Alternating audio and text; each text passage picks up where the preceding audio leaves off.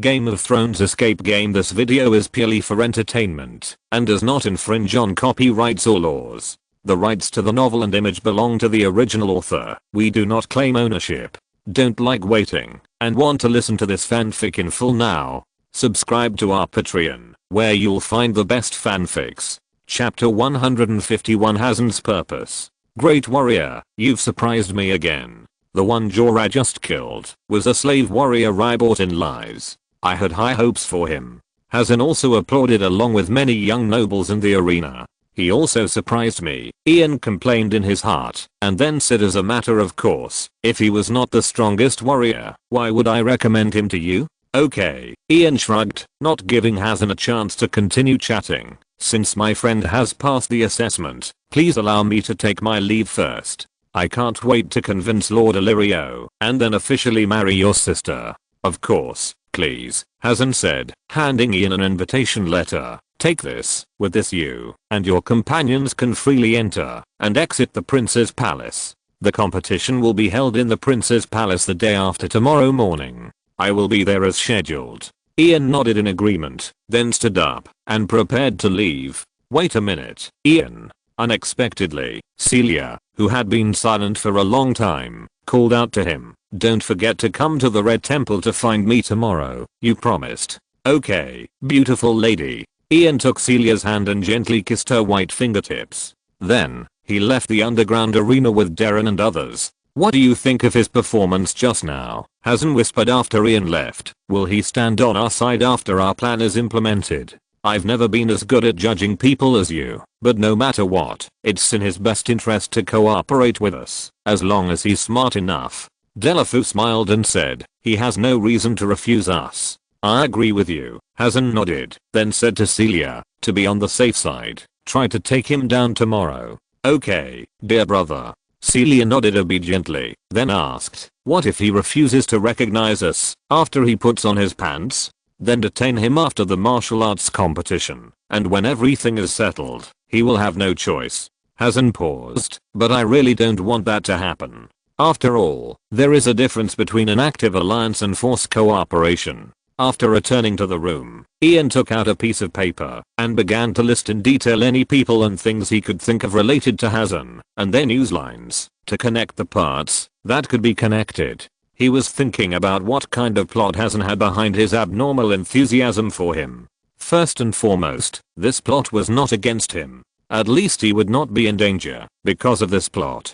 Because he had previously used the bug of the optional task to test that Celia had no hostility towards him, and she was Hazen's sister, their plans should be the same. Suddenly, Ian looked up. Was it possible that Hazen had not told Celia about the part of the plan that targeted him, which led to the system's settlement error? Thinking of this, Ian called Deluoa in for insurance, designed Hazen's conspiracy script with the same logic as the Red Robe Woman's conspiracy, and then tested it. Originally, Ian wanted to use Hazen to try to brush the difficult level task, but Hazen's excess of enthusiasm and many other factors prevented Ian from finding an opportunity. The number of optional tasks he saved this month came in handy at this moment. The test results came out quickly. As before, the task was settled immediately, and the difficulty was still judged as easy. Ian heaved a sigh of relief without caring about the loss of reward, because it meant that Hazen had no hostility towards him.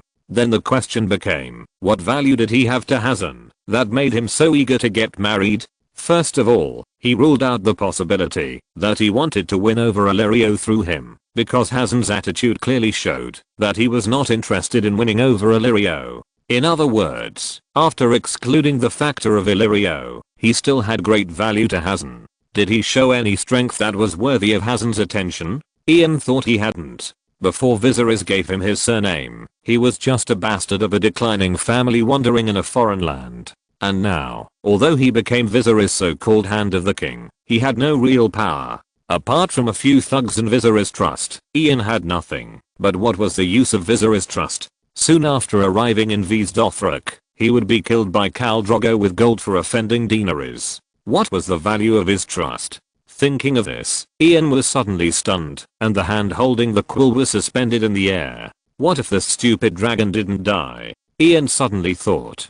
I don't have the ability to stop Dany from marrying the Horse King, but I have the ability to stop Viserys from provoking Daenerys.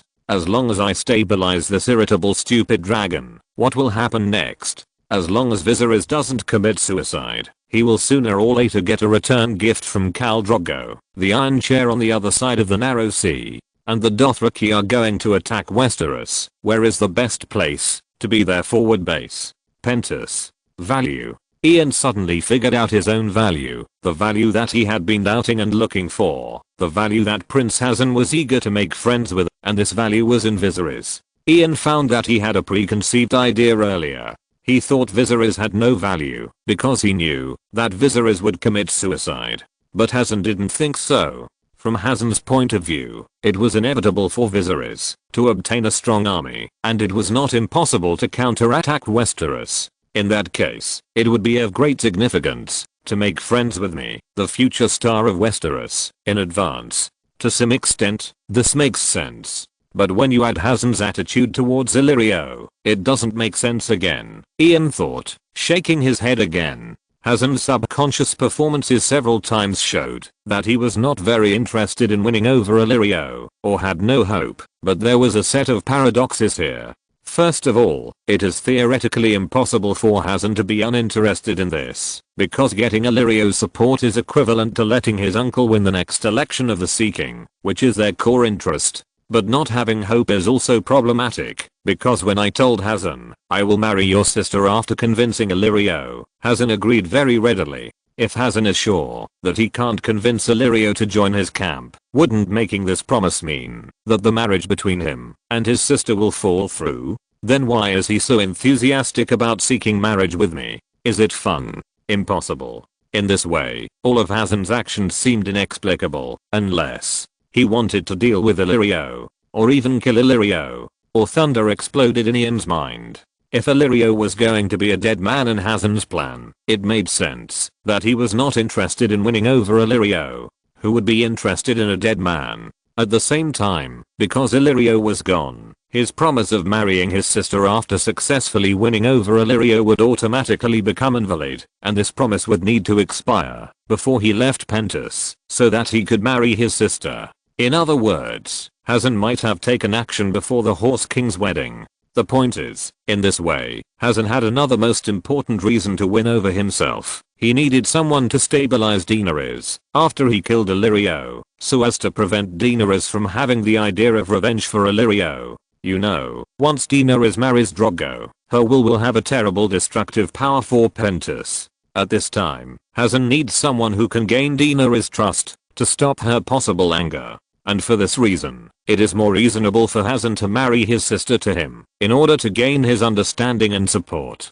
After all, he is still Illyrio's subordinate. If Hazen is unwilling to spend blood, how can he ensure that he will support him? Looking at the relationship diagram in his hand, Ian calmed down. Although this reasoning sounds too bold, it perfectly explains Hazen's logical chain from purpose to behavior, which makes Ian have to believe that this may be the truth. And this truth leads to two series of questions. First, it is related to the player in the original book. Illyrio did not have any problems at the wedding of the Horse King, so if Hazen really has a plan to deal with Illyrio, then there must be a player who has exerted influence on it.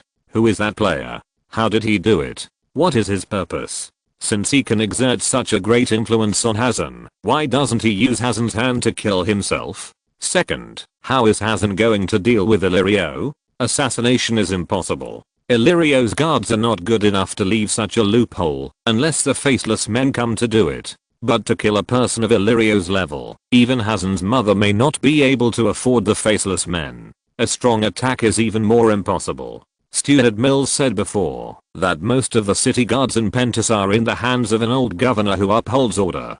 That old governor would not allow such an act of openly attacking a governor. As for the remaining guards, the number of officers of the Bravos party, the Volantis party and the Illyrio party is basically the same. As for the 2,000 mercenaries that Pentos added this time to guard against the Dothraki, the command was also divided equally among the three parties. It can be said that Hazen has no advantage in the strength of the troops. If he wants to succeed, he must ambush or sneak attack, but Illyrio is an intelligence officer. Illyrio's spies are everywhere in the streets of Pentus. As long as Hazen takes action against Illyrio, Illyrio will get the news immediately, so ambushes and sneak attacks are impossible. More importantly, Hazen is now facing a life and death battle with Pseudotetris. The conflict between them and the Volantis party has reached a white-hot stage. Why would he dare to pay attention to Illyrio? This is a 1-on-3 situation. Unless the Purple Fleet lands directly at the port of Pentus, Hazen's chance of winning is basically zero.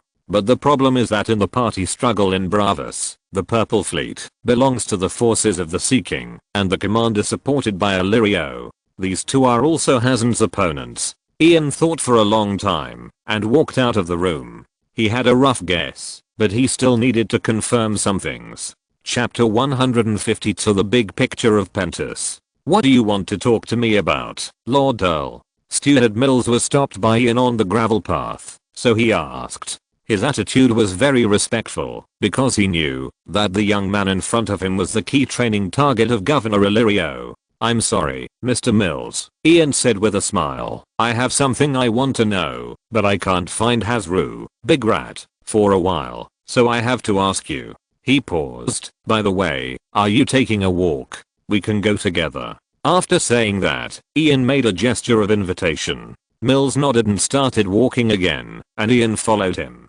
Hasru is not in this house now. He is very busy. A storm is brewing in Pentus, Mills said, and took the initiative to ask, you want to find him? Are you in trouble? Not really, Ian shook his head. In fact, it is this storm that I care about. Isn't the life and death battle between Prince Hazen and Pseudotetris going to start the day after tomorrow? I always feel a little uneasy. A life and death battle. It shouldn't develop into a civil war in the end, right?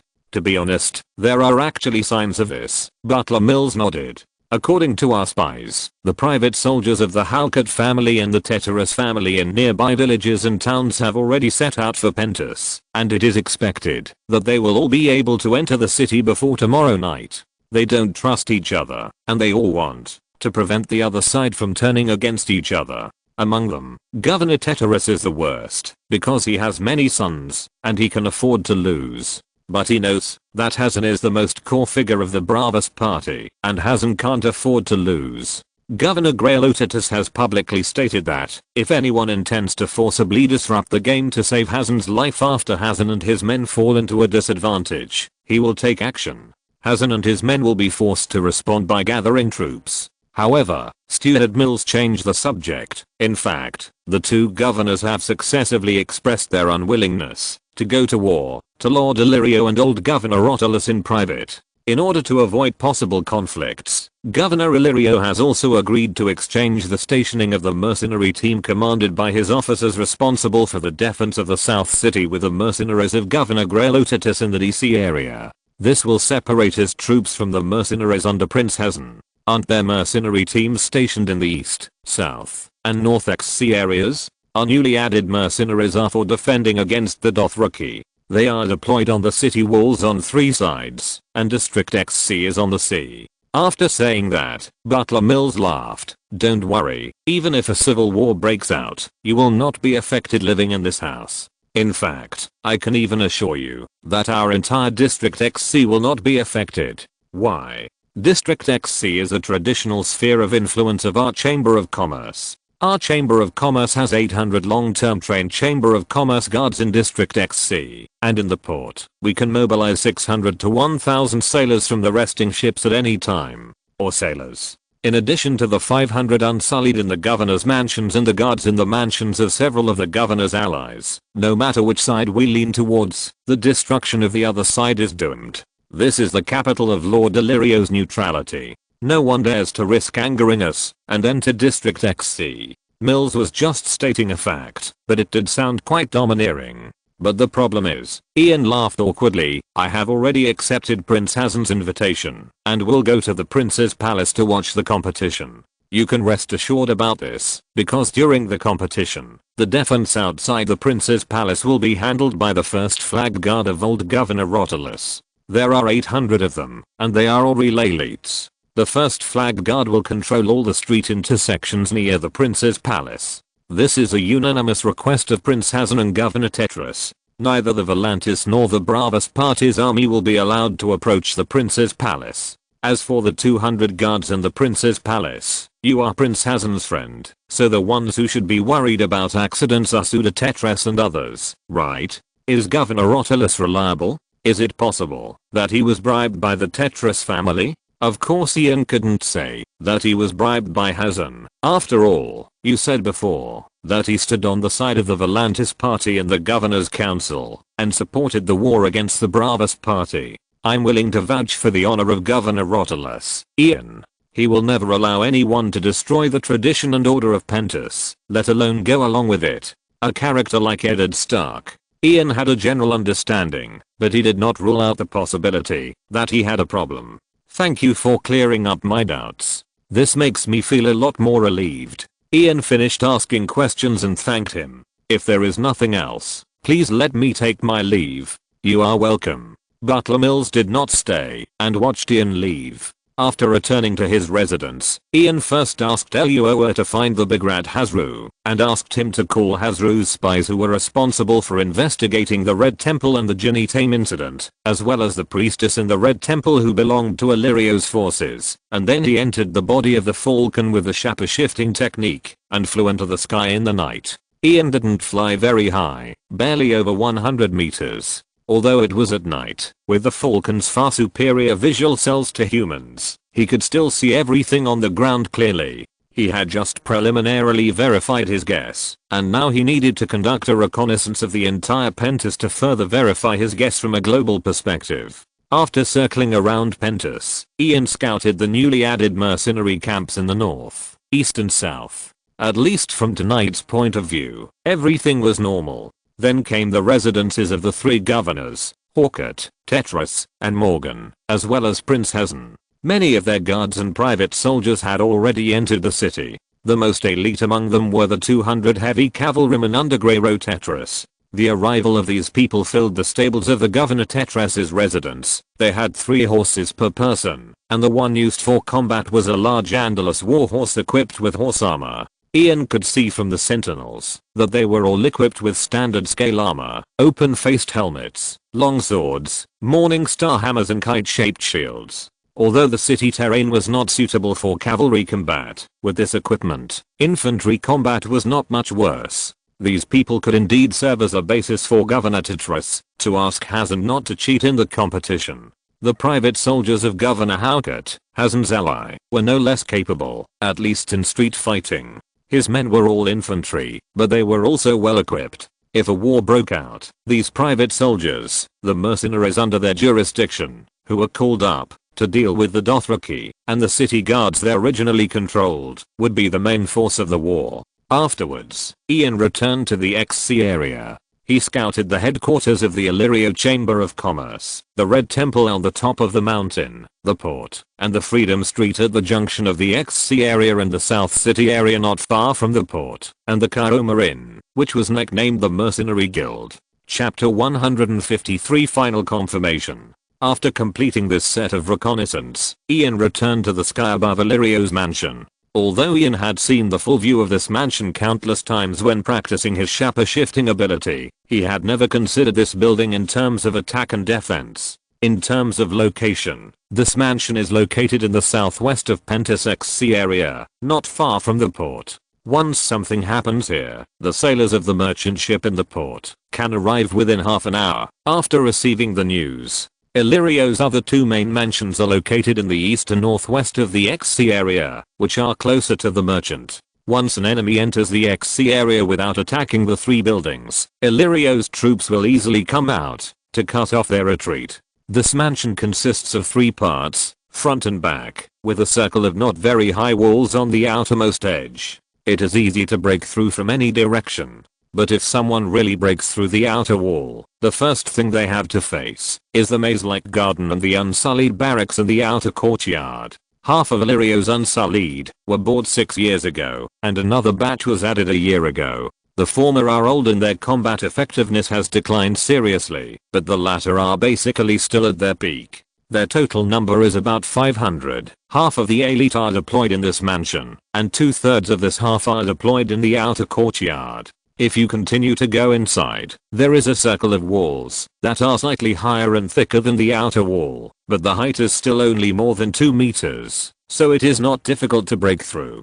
Illyrio, Viserys' brothers and sisters, and their own residences are all located in the inner courtyard. Ian circled and counted. There were 8 unsullied guards outside Illyrio and his own bedroom, and there were a total of 12 Viserys' brothers and sisters' residences. Of course, Illyrio also had a group of about 10 slave warriors as guards, including champion gladiators like strongman Belvis. In addition, 8 unsullied guards were stationed at various intersections and gates between courtyards. 8 people were stationed at 2 high towers in the inner courtyard, from which they could get a complete view of the inner and outer courtyards. In addition, there were 8 groups of 3 patrols patrolling the inner courtyard.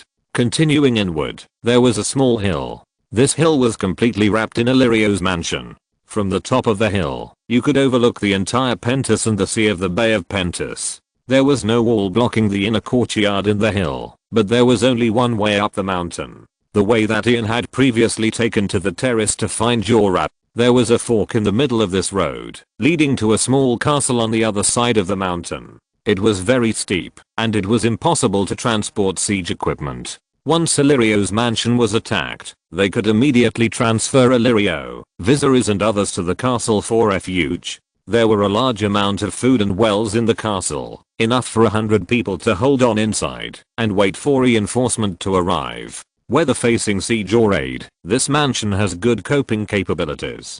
So for Hazan, the best way is to lure Illyrio out to kill him, and then wipe out Illyrio's forces. Of course, that is not easy. Without much hesitation, Ian began to descend, landed back to his residence, and then got out of the shaper-shifting state. Next, he only needs to confirm some other things, and he can uncover the whole picture. When Ian came out of the bedroom, he found a boy about 13 years old and a red-robed woman waiting for him in the living room. "I'm sorry to bother you so late." Ian pointed to the wine and desserts on the table. "Please enjoy these foods, and don't be polite." "Sir Ian." The little boy still called Ian sir, which was what the big rat called Ian in front of him before. "You are the boss's friend. Please let us know if you need anything. It's an honor to serve you." The red-robed woman also echoed.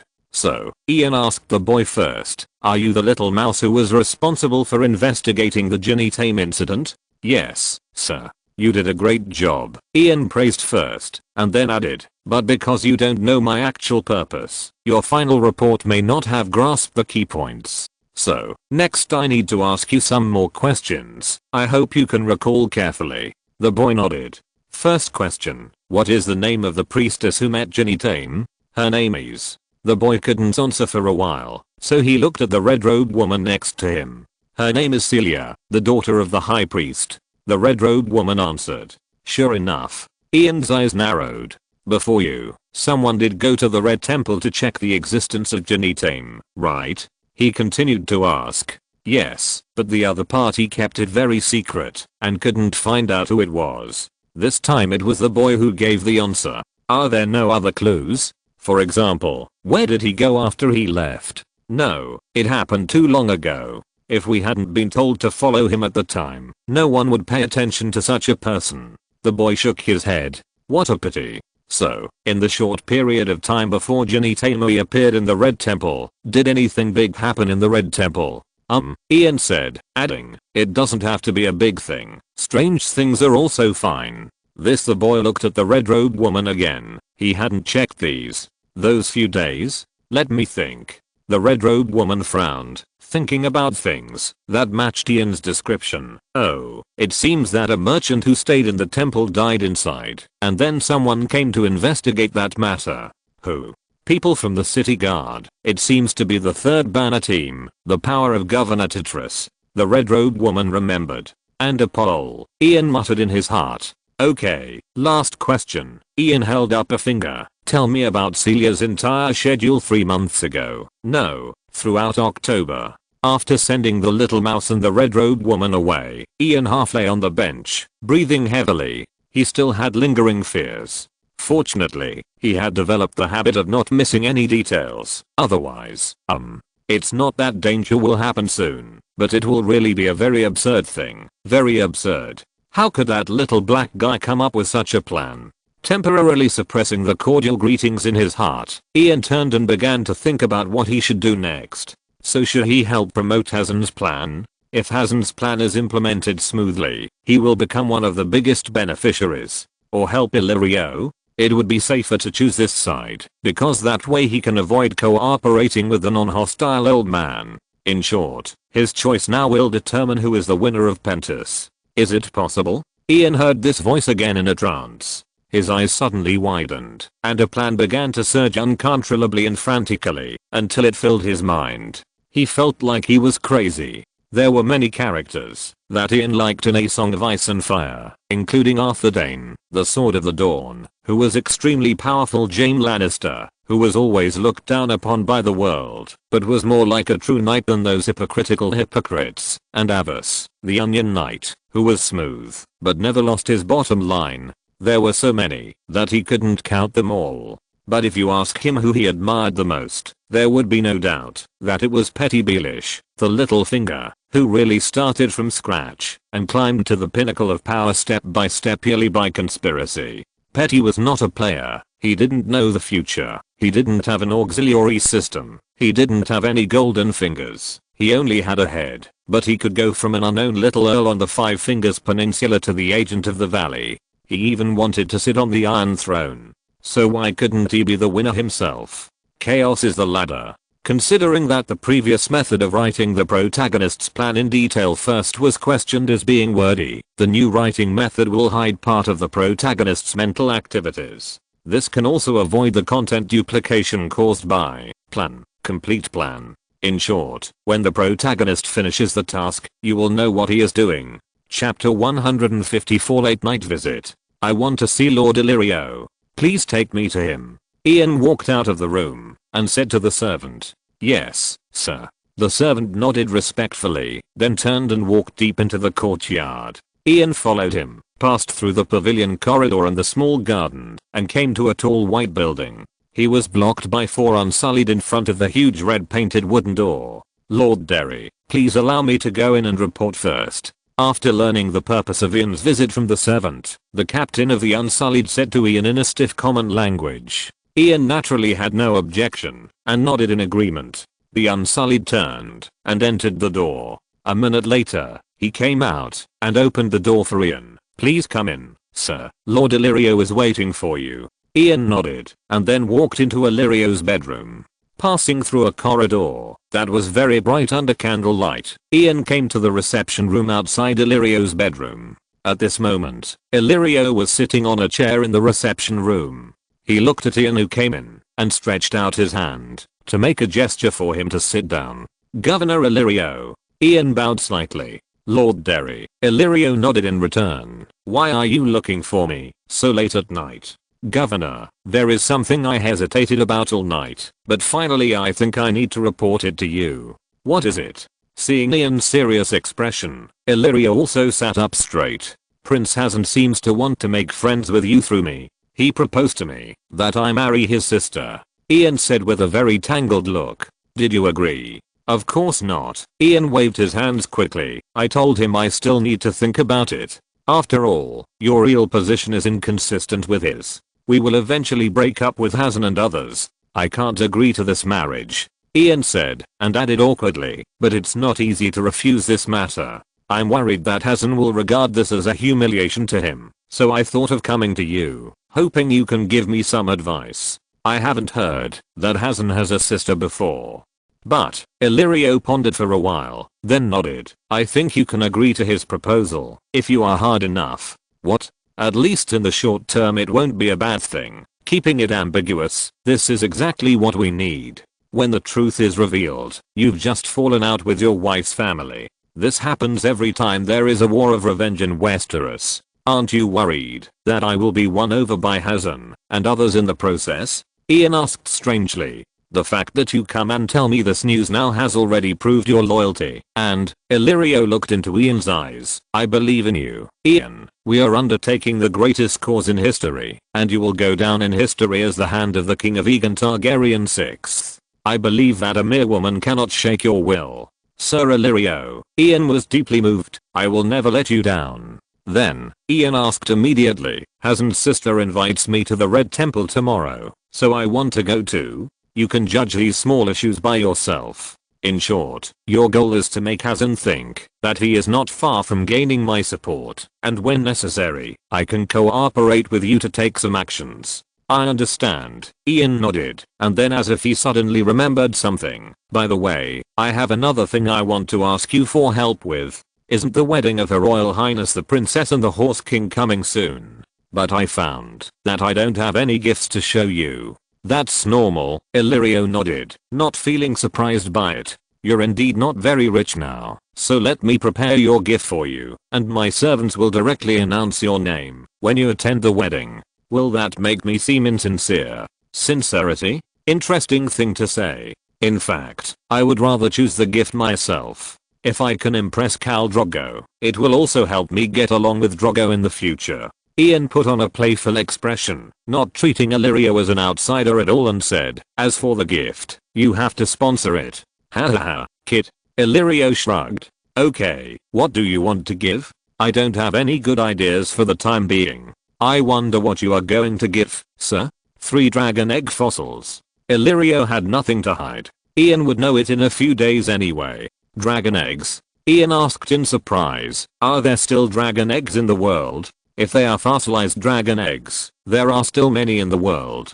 Can I see them? Ian seemed to be suddenly interested. I really want to know what magic this thing that allowed the Targaryen family to conquer the entire Westeros is. It was the dragons that conquered Westeros, and this is just an egg, and it's so late. Illyrio was a little bothered at first, but now it seems inappropriate to say no. Okay, Illyrio still chose to agree. Come with me, I'll take you to my treasure room. You can choose one from my collection as your gift for the new lights. By the way, I'll show you those dragon eggs. After saying that, Illyrio got up from the chair and walked out of the reception room, and Ian followed behind him. They were led by 4 Unsullied to the back of Illyrio's bedroom, where there was a small roller temple. Does the governor believe in the Red God?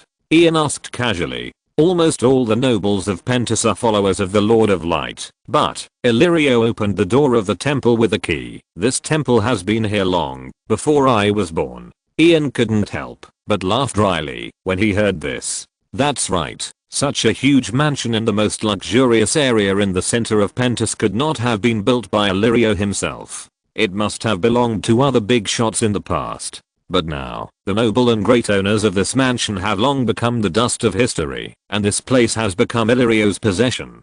Following Illyrio into the temple, and then watching him push open a bronze door of the basement, Ian felt a little chill. Illyrio used torches to light the kerosene lamps hanging on the walls around the small treasure room, and the entire basement was instantly bright, and Illyrio's collections appeared in front of Ian. The orange-yellow firelight was very warm, which reduced the chill on Ian's body. Please feel free to visit, and then choose one as your gift for the Horse King's wedding, Illyrio said generously. Ian nodded, but did not answer, because his eyes were already attracted by the treasures in front of him. Ian carefully picked up a mechanical clock, which was made of gold-plated brass, and the crystal base was inlaid with agate, emerald and tourmaline. This is a magical time machine. It is said that the craftsman of Bravos found inspiration from an instrument sent from a certain ritual place. It can tell you what time of the day it is through the pointer on it. Illyrio was very satisfied with the shocked expression on Ian's face. Chapter 2 did not pass the review. Chapter 155. Lyanna's Ghost. Ian smiled secretly in his heart. Illyrio thought he was shocked by the precise and magical mechanical functions, but he didn't know that he was just greedy for the crystals and gems on it. Ian put down the table clock and picked up a steel shield from the side. Generally speaking, steel shields are not of much practical value, especially in this world without firearms. After all, wooden shields are enough to meet most defense needs, and are much lighter than steel shields. Of course, the steel shield in Ian's hand was not originally a practical item. The inside and outside of the shield were painted with glazes depicting the story of the ancient dragon king of Valyria. The dragon on it was lifelike and vivid. This is a work of art made by a master painter from Volantis. It tells the story of the ancient Valyrian dragon king conquering the Rhoynar. Illyrio continued to explain. It seemed that showing off his collection of treasures made him feel very good. It's a pity that this is not Valyrian steel, Ian thought, and then put down the shield. Ian's eyes then swept over a set of wine utensils, which consisted of a silver kettle and 4 glass cups. It was made by a master in Tarosh. It is the purest and most transparent glass you can find in the world. Illyrio spoke again. This reminded Ian of jade. The more glass-like it is, the more valuable it is. But glass itself is not valuable. Of course, that is a story after industrialization. In this era, such pure glass products are undoubtedly treasures of sky-high prices. But his eyes did not stop there, but continued to pass by a horn made of antlers and steel on a silver base and a multi-layered pearl necklace hanging on a bronze figure. The total length of the necklace reached 2 meters. Ian's eyes continued to sweep back, and he saw a golden crown with a huge black jade inlaid on the top, a huge blue and white porcelain, a folding fan painted with ink and wash, and a black dragon bone bow. Finally, Ian's eyes fell on a cedar box. That was his goal tonight. The dragon egg you want to see is in that box. Illyrio said, "Can I open it?" Illyrio made a gesture of invitation. So Ian carefully opened the box. 3 stones appeared in front of him. One was dark green with many bronze spots, one was light milky white with golden stripes, and the last one was black, like a midnight ocean, but with lively dark red waves and whirlpools. "This thing is so beautiful." This is what Ian exclaimed. He reached out and touched one of them. It looked like ceramic or enamel, but it had rich textures to the touch, and you could clearly feel the tiny scales on its surface. The stone was very large, and Ian couldn't hold it completely with one hand. He withdrew his hand and thought about it. This is a dragon egg from the Shadowland east of Asshai. Magister Illyrio saw Ian's dazed look and stroked his big beard proudly. It has become a fossil after tens of millions of years, but it is still bright and beautiful. This is simply the best gift. If this is not the gift you prepared, I really want to choose this. Ian tried in a joking tone. They are beautiful, aren't they? Illyrio smiled. But this is for Daenerys. Only little girls like beautiful things. If you want to befriend Khal Drogo, this is not a good choice. Ian was not annoyed. He didn't expect Illyrio to give him such a valuable gift. So he turned his back to Illyrio and closed the box again, then stood up. "You are right." Ian picked up the dragon bone bow on the shelf. According to Dothraki customs, the men's things in Khaleesi's bride gift will be given to her husband, the Khal. I want to befriend Drogo, and giving a weapon will be more sincere. After returning to his residence, Ian opened the system and began to check his information card. Ian, Strength 32, Agility 27, Spirit 19 Skills, Etiquette Basics, Common Language Reading and Writing Basics, Swordsmanship Proficiency, Horsemanship Advanced, Lance Intermediate Skin Changer Elementary, Green Seer Basics Attribute Points. 2 skill points. 4 points. 52 items. Basic skill scrolls. Skill upgrade scrolls. Since Ian spent 10 points to expand the system backpack before visiting Illyrio, his current points have reached 52 points. To be honest, on the upcoming 3rd month settlement day, this score makes his position as the big brother of the list no longer as certain as before. Although the points brought by tasks and killing players can be calculated, the points provided by achievements are always a variable. If there is really a player who exceeds his points this time, Ian will not be too surprised. After all, he has spent too many points this month. Of course, due to the urgency of the situation, he has to choose such a time to expand the backpack in advance to ensure the subsequent core interests. After checking the things in the system backpack, Ian smiled and returned to the data card interface. He first added 2 attribute points to his mental power, and then upgraded his skin changer skill by 1 level. The changed part of the data is mental power. 21 skill, skin changer intermediate attribute points. 0 skill points. 2 After completing these, Ian went to bed and looked forward to the direct confrontation with Xia Ze tomorrow. Late at night in Winterfell. "Lyanna, is that you?" Robert Baratheon was drunk and hugged the woman in front of him. "Lyanna, you found my sadness and came to comfort me, right? Oh, I can actually see your face clearly. It's been so many years." This is the first time. Robert reached out and stroked Lyanna's cheek. I haven't seen your face clearly in my dreams for many years. I almost forgot what you look like. She is so beautiful, with the iconic long face, brown hair and grey eyes of the Stark family. She is still so young, and the years seem to have left no trace on her. Just like the way she looked when Robert first saw her, passionate as a galloping wild horse in the north, noble as a blooming winter rose. Your Majesty, Lyanna struggled gently. Don't do this. Please let me go. You still won't forgive me, Robert said sadly. You still blame me for not being able to save you from the hands of that villain Rhaegar. Your Majesty, I'm not. She was still struggling, but she never got out of Robert's arms.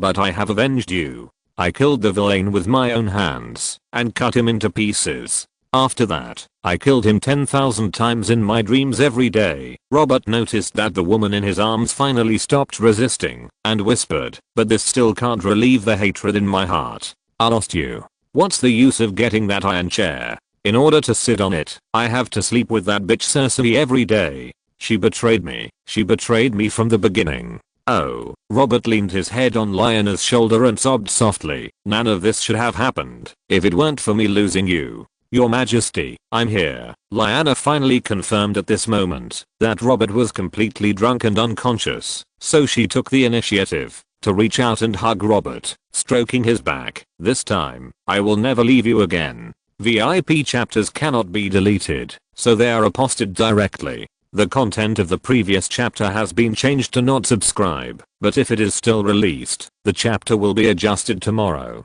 If you're listening to this novel on a channel other than Fanfic World, it means they downloaded and uploaded it without effort. We cordially invite you to visit our channel, Mundo Fanfic Novelos. There you'll find the original version of this story and you can explore many other novels of various genres. We're waiting for you to immerse yourself in a world of incredible novels.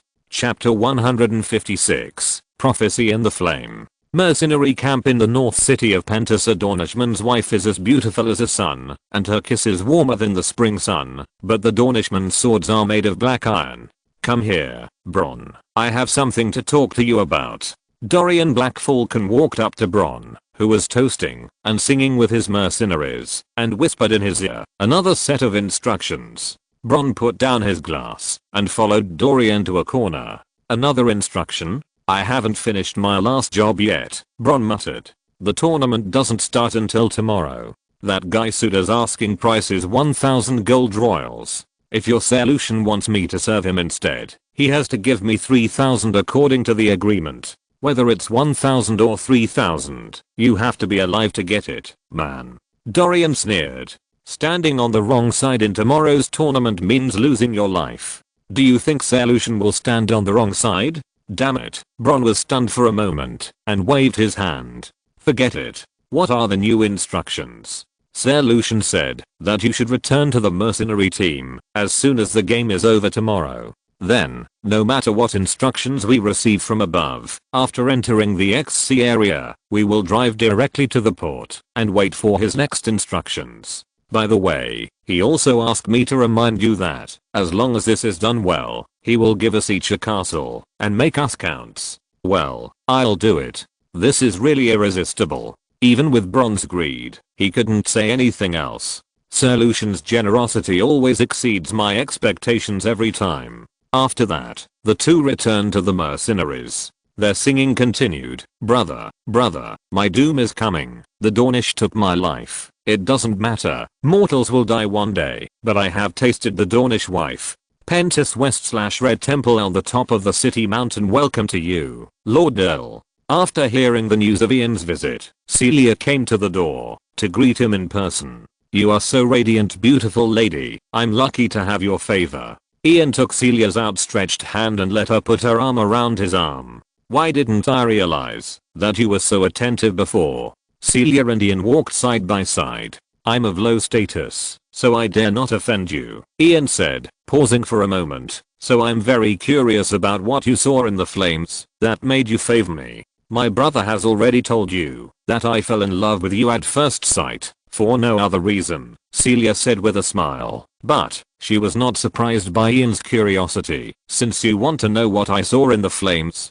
please follow me. I will show you. After saying that, Celia took Ian's arm and walked into the temple. After passing through 2 corridors and a garden, they entered a room. Your boudoir? Ian looked at the decorations in the room, and it was completely impossible to tell that this was a woman's room. Of course, for the red-robed woman, it would be strange if she could tell. Celia did not answer, but slid down the hand that was holding Ian's arm, held his palm, and then pulled him to the stone table in the middle of the room, and then lit the brazier on the table with a torch. Just use a torch to light the fire? What else? I thought you fire priests could use spells or something.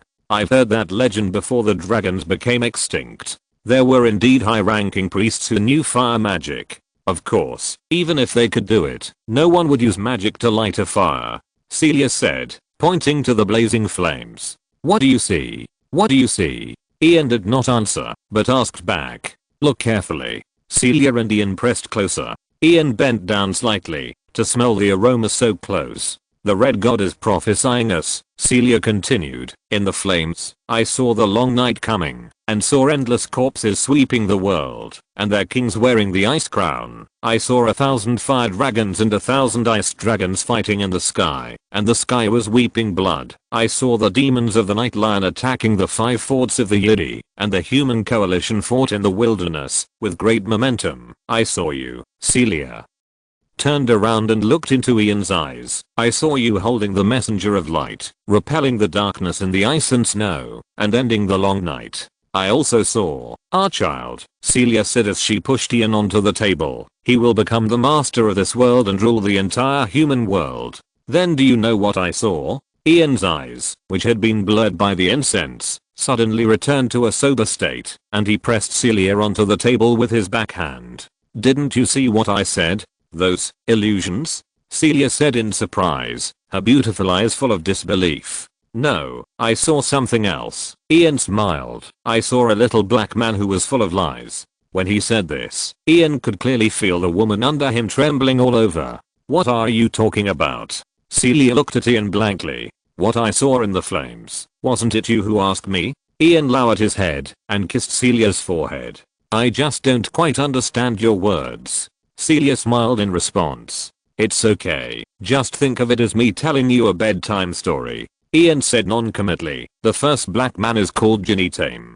After the start of Pentus, he first issued a wanted order in the Cairo Marine, and successfully gathered the other 2 black men through this wanted order. Originally, there should have been 3, but the appearance of Bounty Mission 1 made one of them back off, and did not join the other black men. This also buried a fatal hidden danger for them. Then these black men developed in the port, and also boarded the ship of the Halkett family. By participating in the anti-slave trade activities in Pentus, they successfully expanded their power. In the process, they also smuggled contraband, and killed many players who rashly went to Illyrio's mansion, and harvested a large amount of resources. At the same time, they concentrated all the points they harvested on one of the black men, and asked her to quickly click on the skills of the red god magic. With this ability, she soon gained the appreciation of Governor Haukett's daughter, Delith, in this era, when magic had almost disappeared, and obtained the identity of the daughter of the high priest who went to Volantis to study for many years, and returned in the Red Temple.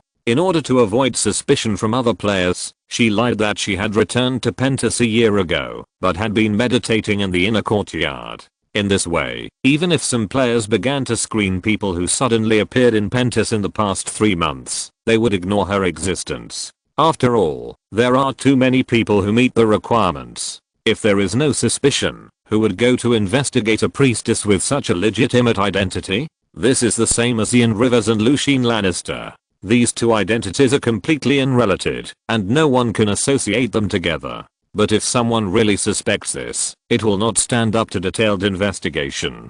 Celia wanted to get up, but Ian rudely pushed her back to the table. You shouldn't. Celia panted in a low voice. You shouldn't be so rude. I'm Prince Hazen's sister, the daughter of Lady Marian. Shh. Ian gently placed a finger on Celia's lips. I'll mention this later, but before that, listen quietly to me finish the story of the little black man, okay? Celia stopped talking, but Ian could feel that she was shaking uncontrollably. Then the disaster came unexpectedly. Although Ginny Tamely only intended to play this joke once, It was just a short spelling of Valyrian pronunciation. He didn't think it would be seen by anyone other than the agreed allies, and he changed his name immediately after he reunited with his allies. But what he didn't know was that the agreed ally who didn't come to reunite with them was actually watching them in secret. Chapter 157 Genius.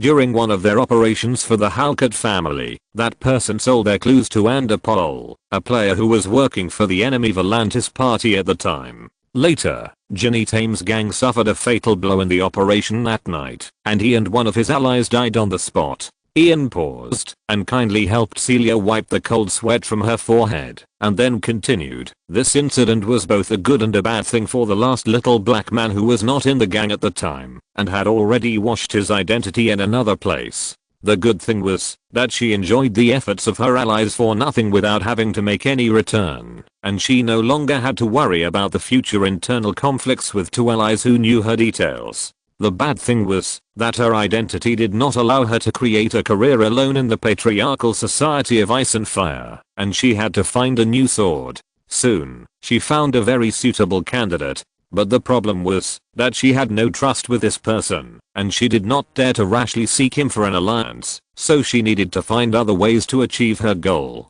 This little black guy is really very smart. She quickly found a way. Guess what it is? Celia couldn't even fake a smile this time. There was only fear in her eyes. Then, Ian saw that she didn't speak, so he spoke again. "Enough."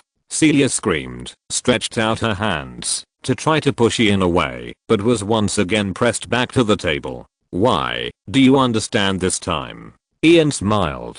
Celia realized her loss of composure, and she could only stiffen her neck and defend herself. "I'm just fed up with your inexplicable stories. I'm Prince Hazen's sister. You can't do this to me. You are not convinced, and you still have a fluke mentality, thinking that I'm not sure about these things, or I dare not kill you." Ian leaned down again, and his nose was almost touching hers.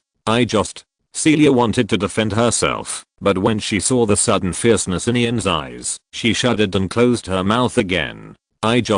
She paused for a long time before speaking again, smiling bitterly. "I just don't understand how someone could say such vicious words at a time like this. You put drugs in the incense burner. You can't blame me for this." Ian did not stop. "There is no such part in my plan. I just want to marry you." Celia showed a pitiful expression, reaching out to touch Ian's face, but was gently slapped away by Ian. "That's why the damn system task determined that you will not pose a danger to me." Ian complained in his heart. "Yes, you want to marry me. Prince Hazen is eager to form a more solid alliance with me, so you hit it off and let him pretend that you are his sister, so that both of you can achieve your goals. At the same time, it almost completely eliminates the suspicion that you are a player. In this way, you can marry me as an aboriginal. As long as the covenant between me and Hazen continues, you can always keep a place by my side, share my title, understand my plans, and use my power.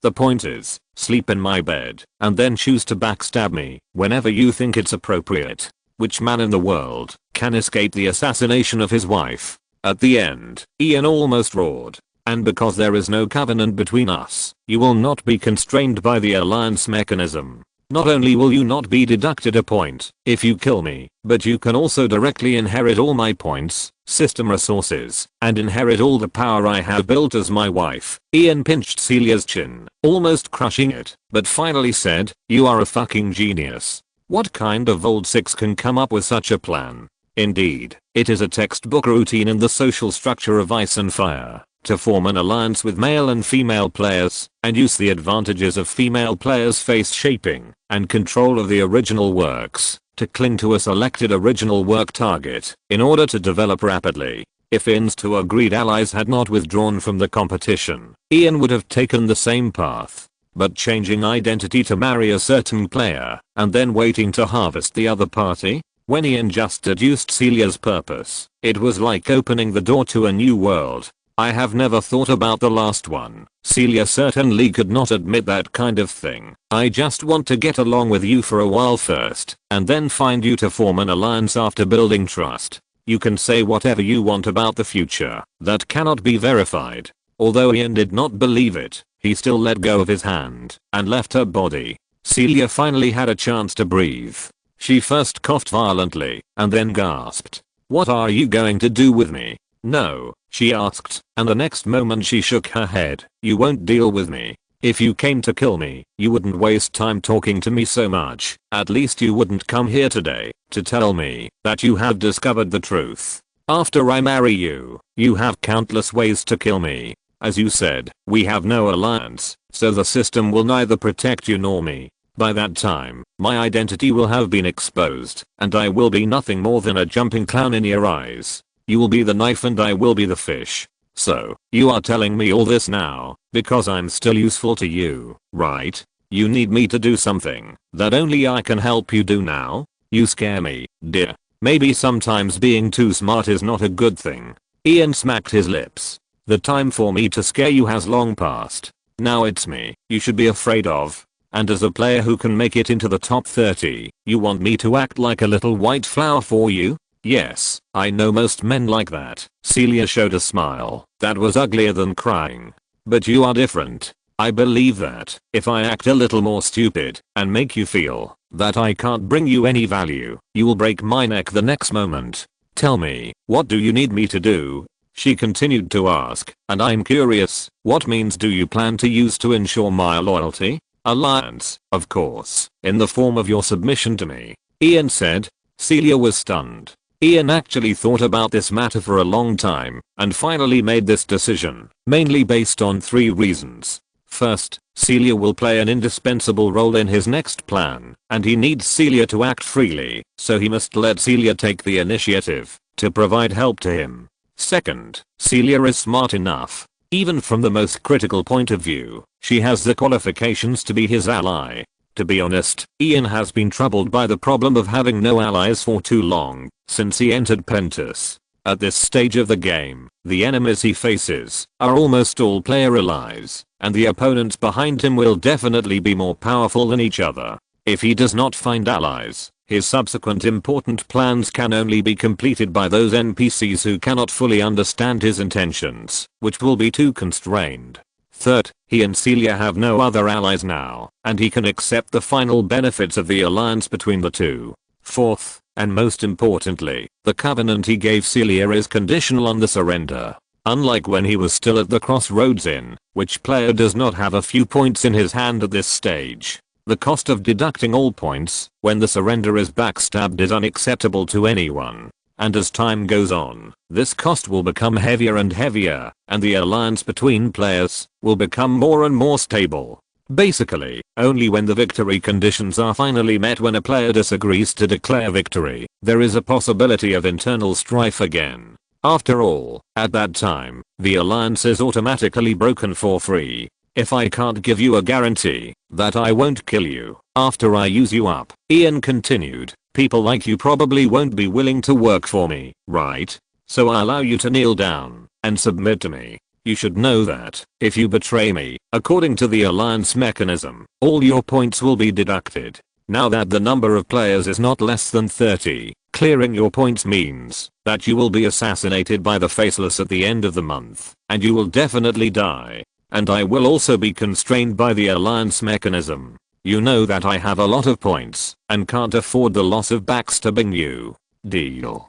Celia agreed without hesitation. She knew how much the alliance mechanism constrained players like Ian who were eligible to compete for the leaderboard rewards. This was indeed enough to be a reassurance. Then, the two opened the alliance function scan in the system, and then formed an alliance face-to-face. Then an email was sent to the mailboxes of the two. The alliance between player number 6 and player number 37 has been reached.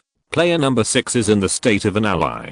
Player number 37 is in the state of a submissive. At the same time, the alliance toolbar audience system interface has also changed due to the alliance being reached, and 2 sub-toolbars, alliance tasks, and resource sharing, have appeared. Why are you looking at me like that? We have already formed an alliance, and you can't force me to share resources with you, or it will be counted as a backstab.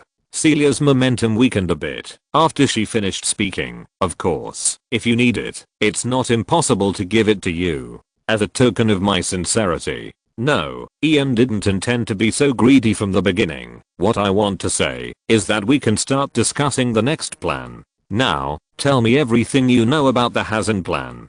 Perhaps you can first tell me how you discovered the truth. Let me know where the little black guy showed his chicken feet.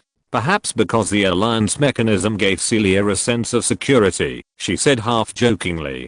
Chapter 158 Motives and Methods. Part 1. No, you can actually hide very well. I asked the intelligence chief of Governor Illyrio the Rat to check you once, but he didn't find any problems with you, because the targeting was not strong enough. And because my green vision didn't warn me that you and Hazen were a threat to me, I once ruled out the possibility that you were a player. Green vision? Celia asked doubtfully. Since I upgraded the Green Prophet's ability to the advanced level, the green vision will warn me every time, before I encounter danger.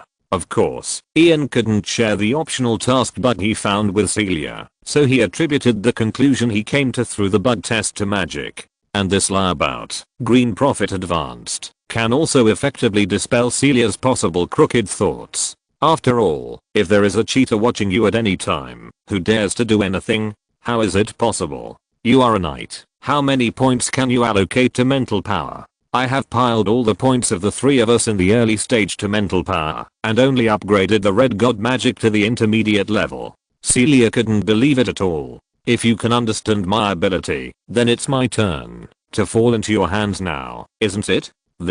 So, Ian continued to explain, the one who really exposed your flaws was not you, but your brother Hazen. Ian deliberately emphasized the tone of the word brother. What's wrong with him? Celia asked while recalling. Illyrio once told me that Hazen never gave up trying to win him over. So when I went to Hazen's arena for the first time, I painted a big pie for Hazen and told him that I was sure to convince Governor Illyrio to join his camp, but his reaction was not very interested. Ian spread his hands. Maybe he doesn't believe you can convince the governor at all. Celia immediately thought of a reason for Hazen. I thought so at the time. Ian snapped his fingers, and the problem was that night when I went to the White Knife arena for the second time. I was there at the time. Celia continued to recall, but she never found any flaws at the time. Yes, at that time Hazen proposed a marriage to me, and he expressed his hope that we would get married as soon as possible. He should have known that our union would destroy the trust between me and Governor Illyrio. The fact that he made such a request means that he does not expect me to help him convince Governor Illyrio, and his purpose itself is to alienate Illyrio and me. This can still be explained with the previous explanation. Hazen has no hope of winning over Illyrio. The only ally he wants is you. Yes, so I immediately made a test. I asked Hazen to let me marry you after convincing Governor Illyrio, and he agreed. Looking at the change in Celia's expression, Ian smiled. How about it? Do you understand? If Hazen has no hope of you convincing Illyrio, agreeing to this request means that our engagement will not be implemented at all. Celia finally understood what Ian meant. In this way, Hazen's behavior before and after is contradictory. But what does this prove? Under what circumstances would Hazen not be interested in winning over Illyrio and think that Illyrio would not affect our engagement? There is only one answer. In Hazen's eyes, Illyrio will soon be a dead man, and it will be before I leave Pentus. Too bold a guess. Celia commented. I thought about this for 2 hours and wrote a table full of straw papers. I speculated countless possibilities. This is the only one that can explain Hazen's behavior. When all other possibilities have been ruled out, no matter how unlikely the remaining one is, it is the truth. Then what? Celia was completely interested. Then there is a series of questions. No matter from which aspect, it is impossible for Hazen to kill Illyrio in the current situation. So, I need to find a breakthrough. For example, the original book. Ian gave an answer that Celia did not expect. These things did not happen in the original book. Celia shook her head. That's the problem. In the novel, Pentus was only shown into chapters from Daenerys' Pov at this time. The series of conflicts in Pentus did not exist at all. If it were just some small things, then it could be explained as the butterfly effect caused by player activities. But Hazen's killing of Illyrio was such a big thing that it must have been achieved with the full support of the players. So you began to suspect that there were players around Prince Hazen? It's not suspicion, it's certainty. Moreover, the identity of that player must be very special. Ian paused. I know that players are not ordinary people. They are good at creating miracles, but at the same time, players are not gods. They cannot create miracles. At this point in time, even I, who had snatched all the bounty resources issued by the system, successfully completed the main task 2 through the system's rigid legal judgment, and won the first place in the scoreboard for 2 consecutive months, still had to be humble in front of Illyrio and Prince Xia. Why can other players make Xia do such a dangerous thing? No, Ian shook his head. They are not qualified to be the controller of things, unless priesthood. Celia answered. That's right. Ian snapped his fingers again. Governor Illyrio told me that most people in this city believe in the Red God.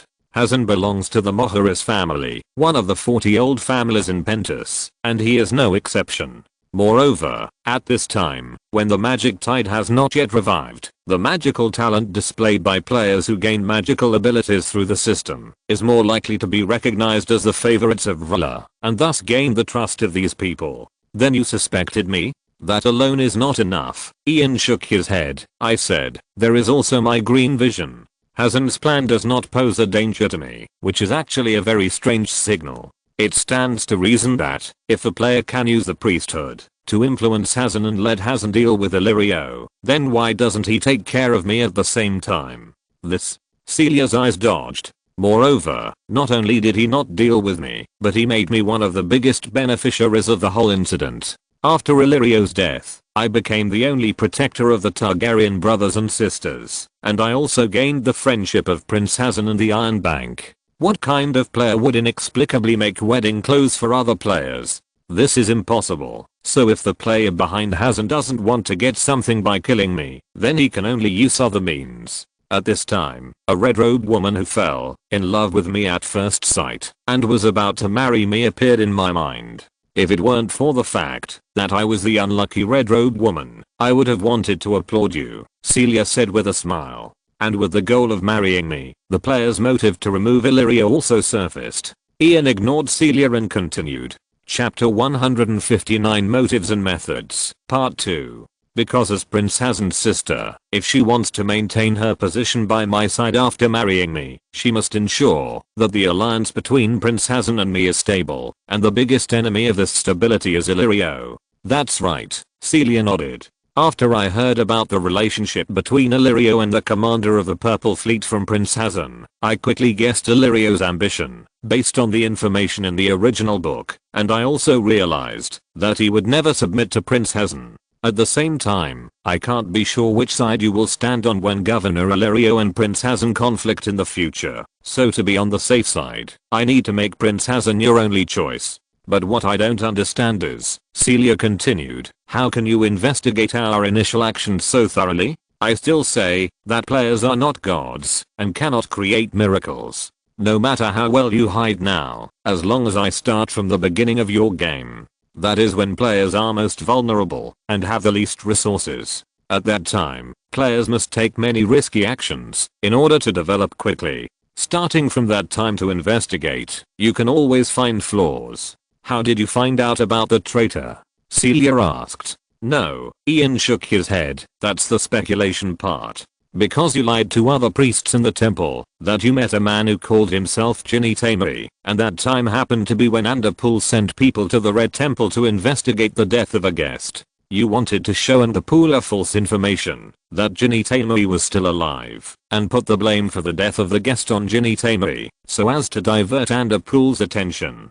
But the problem is that Ginny Tamari used other names, except the name he used on the wanted poster of the Chiromarin at the beginning. How could Underpool be interested in the name of Ginny Tamari? Therefore, I speculate that your fourth ally did not seek you as agreed, but joined Underpool's team. The guest who died in the Red Temple at that time was the traitor, and the murderer who killed him was you. Although there is a lack of further details, judging from your previous reaction, I guessed everything right, didn't I? Yes, Underpool almost found out about me. Celia nodded and admitted, I had to divert his attention. After all, it was the critical moment when I was trying to get Prince Xia to get in touch with you. If I let Hazen's people get rid of Enderpool, you would suspect that there were players around Prince Hazen. This would not be worth the loss for my big plan. Then I really thank you for your kindness. Ian pulled the corner of his mouth. Well, since you have solved my doubts, then next, let me tell you Prince Hazen's plan.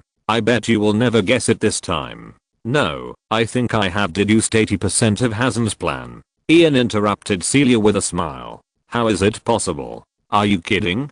Celia said in confusion. She thought it was her time to show off next, because she was quite confident in the ingenuity of her entire plan. But this guy actually told her that he had guessed 80%. Prince Hazen's ally is the Tetras family. No, to be precise, it is Governor Greyro Tetras himself. Ian gave the answer directly. You? Celia jumped up suddenly. Your green seer skill is not advanced, but legendary, right? Or, you might as well just admit that you have become the three-eyed raven. For a true reasoner, if someone points to one aspect of a fact, he can not only infer all aspects of the fact, but also infer all the consequences that will arise from it. Ian once again quoted Sherlock Holmes' famous words, after I determined the identity and purpose of the player behind Hazen, the context of the whole incident has actually been completely presented in front of me. The next puzzle I need to solve is, Ian continued, the method you used to persuade Hazen, and the means Hazen prepared to use against Illyrio. Hazen must solve two problems if he wants to kill Illyrio. One is how to do it, and the other is how to deal with the aftermath. Launching a successful assassination is the best. After all, as long as there is no evidence to prove that the assassin was sent by him, he can even save the work of dealing with the aftermath. But I have been with Governor Illyrio for almost 2 months, and I know his personal protection level very well. It can be said that apart from sending the Faceless Man, I can't think of anyone who can successfully assassinate him. But the Faceless Men never guarantee the time to complete the task. Just like when Jack and Hagar told Derry that it might take a year or more to kill Tywin Lannister or Cersei, the Faceless Men's strength lies in disguise, rather than absolute force. As long as they set their sights on a target, they can kill anyone with patience and time. But I don't think it's enough to kill Illyrio in such a short time. Illyrio started out as an assassin. When he and Varys first became famous, all the assassins in Pentos wanted to kill them, but no one succeeded. Illyrio has extremely rich experience in dealing with assassins, which is his professional field.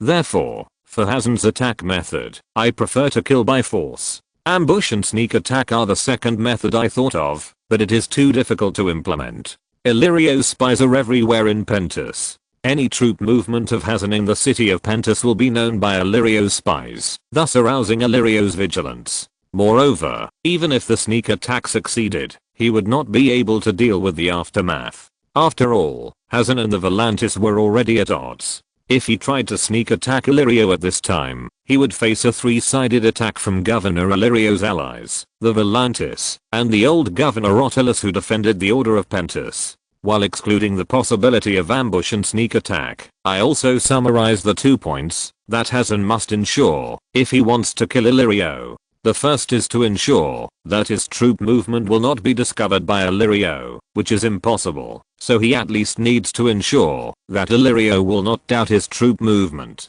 The second is that, if he wants to deal with the aftermath perfectly, he must have allies. Allies that are strong enough to help him win the next civil war, and there are only 2 people in Pentos who meet this condition. His mortal enemy, Governor Grello Titullus of the Volantis party and the defender of Pentos order and tradition, the commander-in-chief of the Pentos city guard, the old Governor Percy Rotulus. In theory, neither of these 2 people can help him.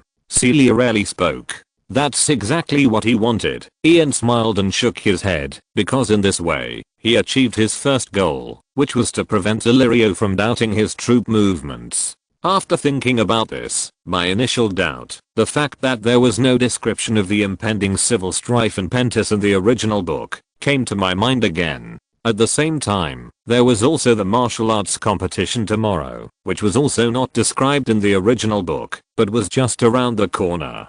Chapter 160 Motives and Methods, Part 2.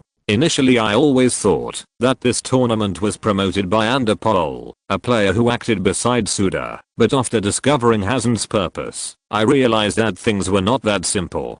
because this tournament directly pushed the conflict between Hazen and Suda to the height of life and death, and also dragged the situation in Pentos to the brink of civil war. This is an opportunity for Hazen and his allies to mobilize troops at will without arousing Illyrio's high vigilance. Coincidentally, the tournament was just before the wedding of the Horse King. If Hazen and his men planned to use this tournament to deal with Illyrio, then the timing was consistent with the conclusion that Illyrio would be killed before I left Pentos. So I asked Illyrio's butler for a detailed understanding of the situation in the city of Pentos. I didn't know until I asked, and I was really shocked when I got the answer. It turns out that Prince Hazen and Governor Titulus have come to Governor Illyrio for help because they don't want civil war to happen, and on the grounds of separating the armies of both sides to avoid conflict, they transferred the newly added mercenaries under Illyrio to the DC area, just to separate them from the XC area of Illyrio's traditional sphere of influence. This undoubtedly created an opportunity for Hazen and his allies to attack the XC area. The next question is whether Hazen's ally is Governor Titulus, who has assembled his army in the North City, or Governor Rotulus, who will drive the first flagged guard to the outside of the Prince's Palace in the Central City to maintain the order of the competition tomorrow. After all, both positions can match Hazen's troops in the South City to attack the XC area. I prefer the former in my heart. After all, Governor Rotulus did not have the command of the newly added mercenaries, nor did he allow his family's private soldiers to enter the city. The troops in his hands are less than half of those of Governor Titulus. In terms of the chances of winning, the possibility of Hazen and Governor Titulus forming an alliance is much greater. Moreover, the competition tomorrow was proposed by the Tetras family. If this competition itself was a conspiracy against Governor Illyrio, the Tetras family, as one of the initiators, was more likely to be involved. With this direction, more evidence began to emerge in my mind. For example, after I told Hazen that 2 water dancers under Hazen were going to rebel on the spot, Hazen said that he already knew the news. I was shocked at the time. After all, could Suda easily tell anyone about the rebellion of 2 water dancers, which could determine the outcome of the competition? I'm afraid that he would not even trust his own brothers, so how could he know about Hazen's inner ghost? But if Governor Tetras really had an alliance with Hazen, this would be explained. Governor Tetras personally betrayed his son. According to the information I had previously obtained, Governor Tetras was an old stud, with dozens of sons including illegitimate children.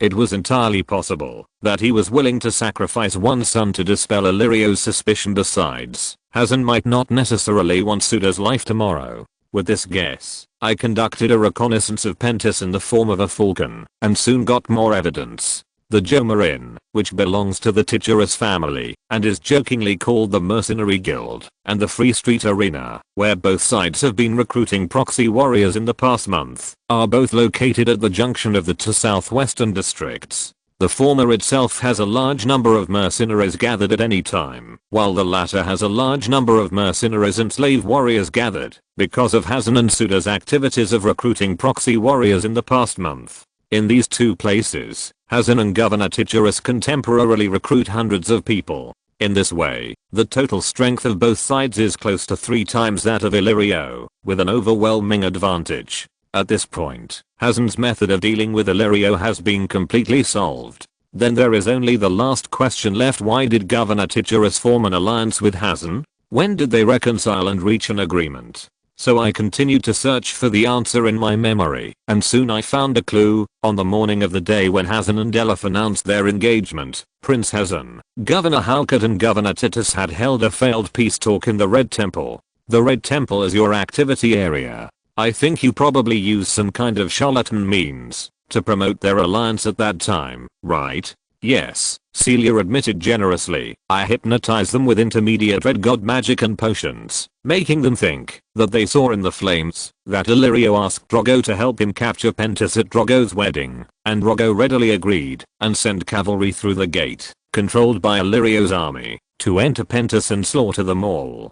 Celia said as she stood up and wanted to light the incense burner that had just been extinguished again. Then the 2 governors and Prince Hazen decided on the spot to temporarily put aside their grievances, and under my guidance and suggestion, they formulated a plan to eliminate Illyrio. Wait, what are you doing?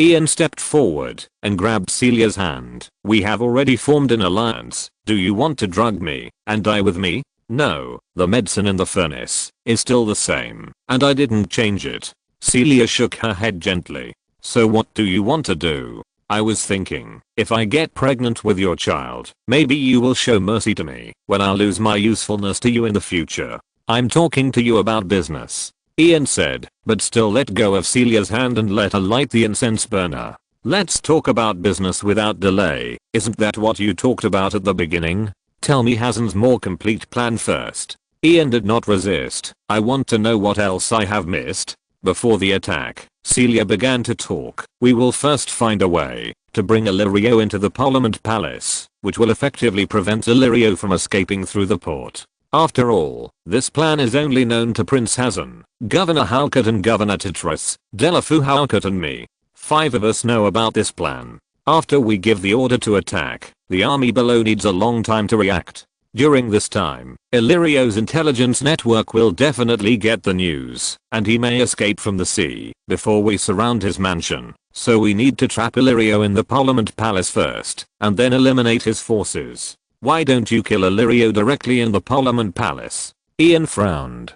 "Because the guards of the Parliament Palace belong to the Great Council itself. No one has the right to mobilize them, and we can't attack the Parliament Palace, which will offend all the nobles of Pentus. This is also the reason why we are sure to introduce Illyrio into the Parliament Palace. The interior of the Parliament Palace is an absolutely safe place. Since the founding of Pentus, there has never been blood there, and Illyrio cannot have any doubts about it. So your plan is to block the Parliament Palace from outside after Illyrio enters the Parliament Palace, and then start attacking the West City, and wait for Illyrio to come out of the Parliament Palace before killing him?" "Yes, that's it in a nutshell," Celia said, and asked, "So, which side are you going to stand on?" "My suggestion is to follow my plan, kill Illyrio and form an alliance with Hazen, and then follow Daenerys' original line, until Astapor is captured. I'm going to stand on my side." Ian chuckled and whispered his next plan in Celia's ear. Chapter 161 Ian's Plan, Part 1. "I don't quite understand." After listening, Celia looked at Ian in disbelief. "I originally thought you were a very rational person, but your plan didn't significantly improve the benefits compared to mine, right? The benefits may not be much higher, but it can reduce a lot of trouble." Ian shook his head. "Your appearance gave me a very strong warning that it is much easier to violently destroy the plot than to maintain it. You can design to kill Illyrio here, so will someone go to Lazarin in advance to kill the witch who killed Drogo? If Drogo doesn't die, what should we do then?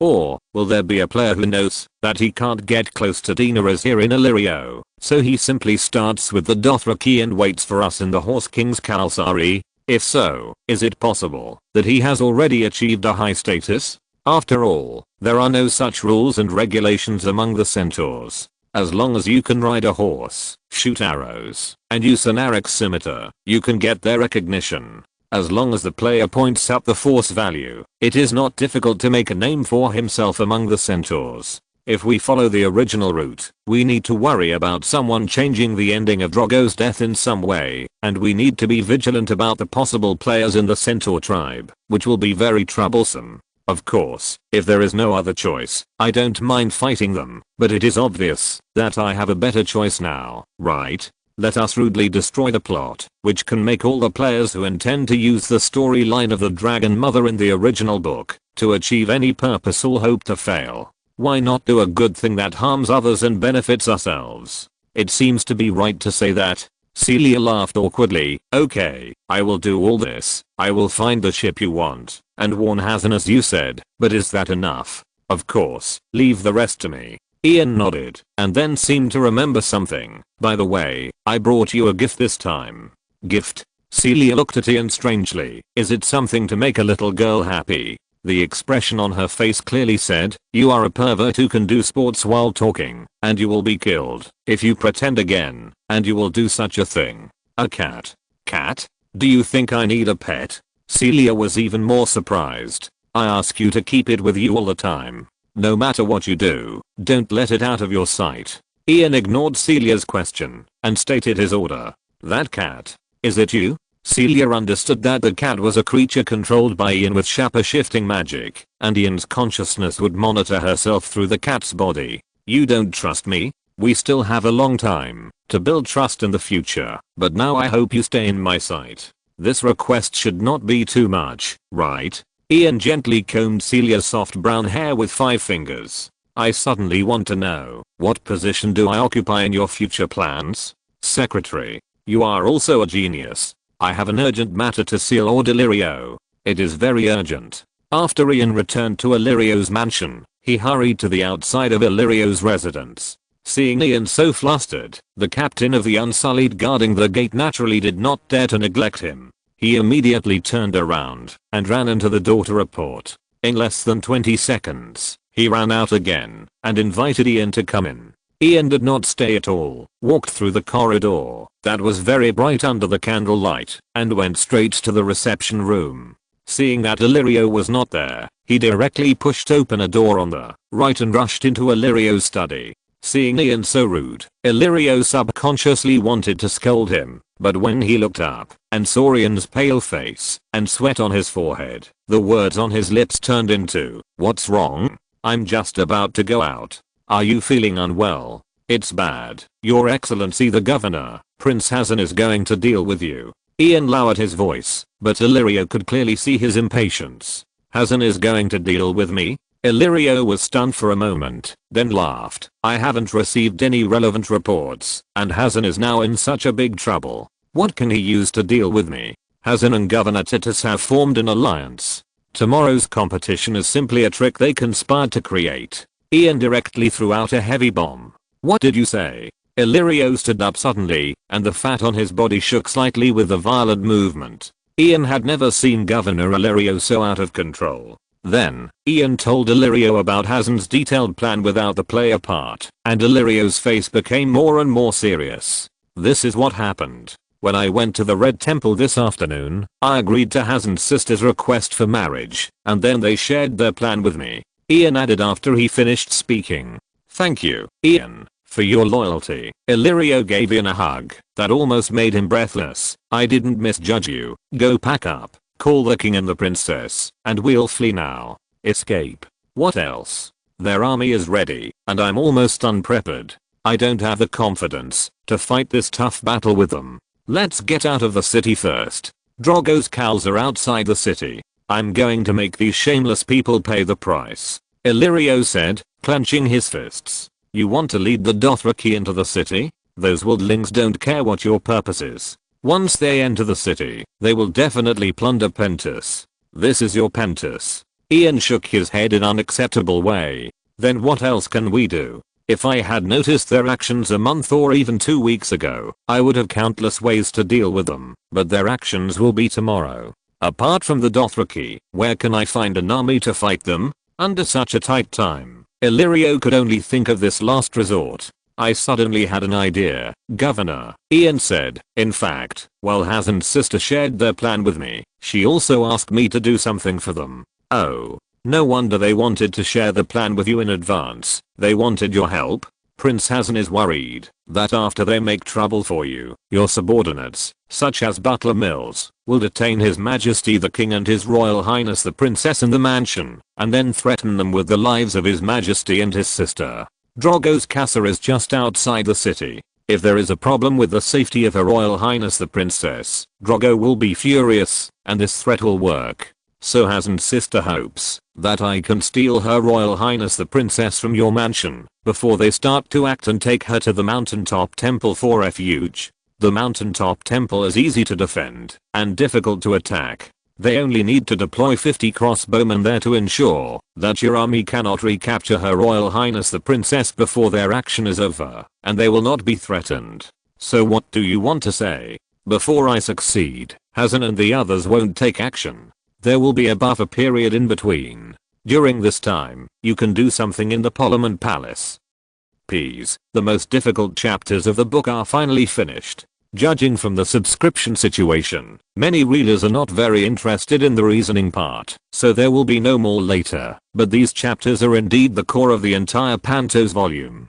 The explanations of all the clues and foreshadowings in the first half of the volume are in these chapters, and all the foreshadowings of the climax of the second half of the volume are also in these chapters. Chapter 162 Ian's Plan, Part 2. The Parliament House? You want me to go there? Jump into their trap? Illyrio didn't understand what Ian meant. It's just a trick. Because our people participated in the tournament tomorrow, it's now spread all over Pentus that you have formed an alliance with Prince Hazen, and only a few people know about Hazen's alliance with the Titres family to deal with you. In other words, in the eyes of most counselors, you and Prince Hazen are allies, and Governor Titres is your common enemy, so. Ian then whispered his plan to Illyrio. This plan is indeed very ingenious, Illyrio nodded after listening, and then questioned. But the premise for achieving this goal is that you have to send Princess Daenerys and others to the Red Temple first, right? In fact, I have seen many silver-haired and purple-eyed boys and girls of the same age as your majesty in this mansion. Do you mean to find 2 substitutes for them? Can't Hazen and others verify it? Illyrio immediately understood what Ian meant. Timing is everything, sir. It will be too late for them if we take action after we reach the temple on the top of the mountain. So my agreement with them is that as soon as their spies see me taking Her Royal Highness the Princess 2 streets away from your mansion, they will take action immediately. Your Highness, their substitutes will stay in the carriage, and the other party will not be able to see their faces clearly. Before I leave this mansion, I will arrange for our Unsullied to transfer the real Her Royal Highness the Princess and her siblings to the castle on the back mountain of the mansion and hide them there. That castle is easy to defend and difficult to attack, and it will be enough to hold out until everything is over.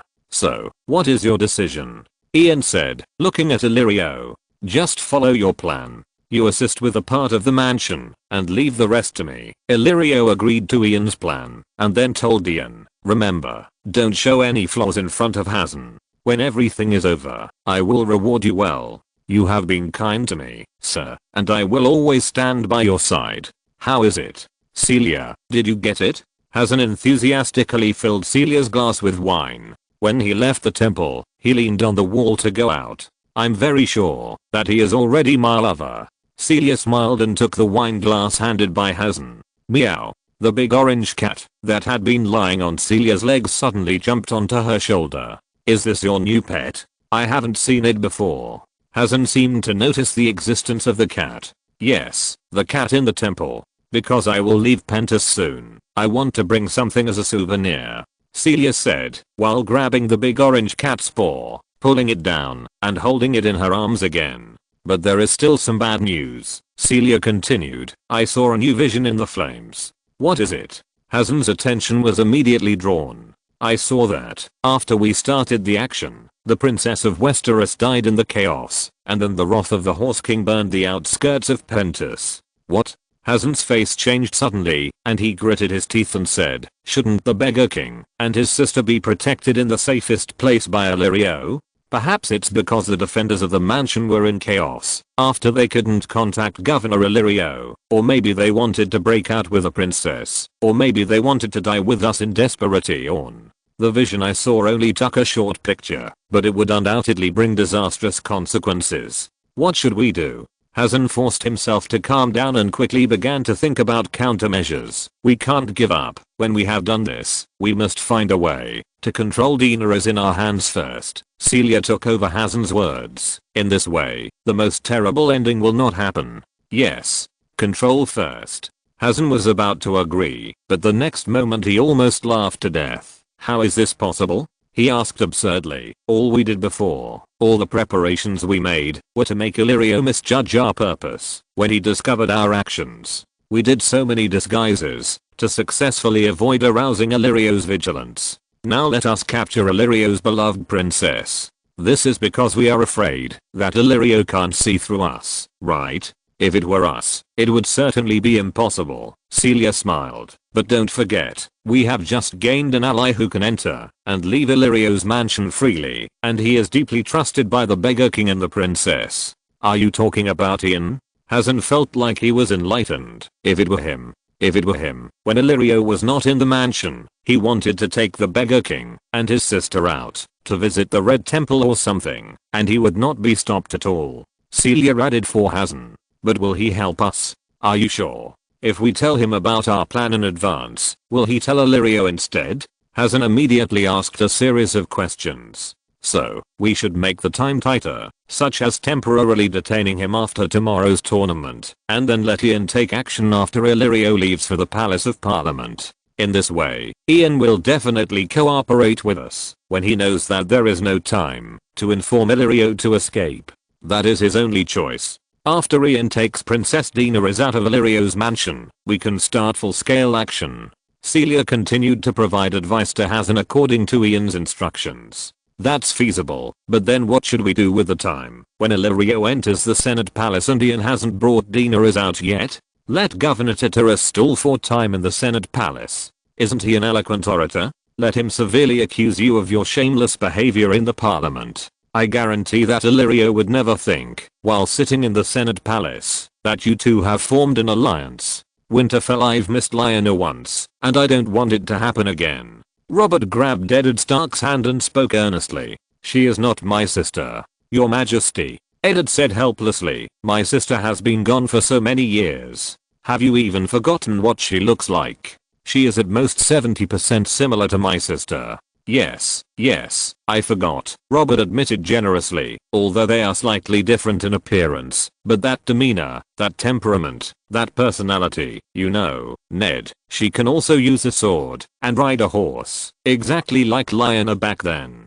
The point is, her name is also Lyanna. What a wonderful coincidence. So what? So what? Robert repeated exaggeratedly, can't you see? This is God's will, Ned. This is the compensation given to me by the 7 gods after Cersei betrayed me. So what? No matter what God's will, the 7 kingdoms will not allow you to marry a commoner. I don't care. Robert roared. Commoner, right? That's simple.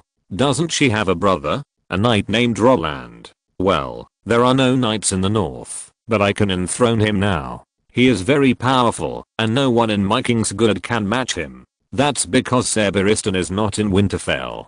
Eddard corrected. Oh, damn it, fearless Barristan. Apart from the Sword of the Dawn and me in the past, how many people in the world can be his rivals? Must one defeat Barristan to be considered an outstanding knight? No, Your Majesty, I do not deny Roland's strength. Eddard shook his head and told the truth. That's enough. I believe that after this war, there will be many empty castles in the west. An outstanding knight deserves a castle, and Lyanna will become a proper earl and my queen. You are crazy, Robert. On the contrary, now is the time when I'm most sober. I was crazy when I lost your sister. If you're listening to this novel on a channel other than Fanfic World, it means they downloaded and uploaded it without effort. We cordially invite you to visit our channel, Mundo Fanfic Novelos. There you'll find the original version of this story and you can explore many other novels of various genres. We're waiting for you to immerse yourself in a world of incredible novels. Chapter 163, Prince's Palace. The palace of the Prince of Pentos is in the center of the city. It is a building complex made of pure white marble, spacious and luxurious. The Prince of Pentos is only a nominal leader, responsible for presiding over ceremonies, but this luxurious prince's palace can be regarded as the face of Pentos, and will not damage the face of Pentos at all. The first banner guard of the old governor Ottolus is stationed outside the prince's palace. Half of these people use spears and the other half use short swords. They are all equipped with large round shields that can cover the entire upper body. It can be seen that their weapons are issued uniformly. In contrast, their obviously self-provided limbs, various and uneven protective gears look particularly bad. If it weren't for Butler Mills, who said that the first banner guard was the most elite of the Pentos city guards, Ian would probably regard them as a mob.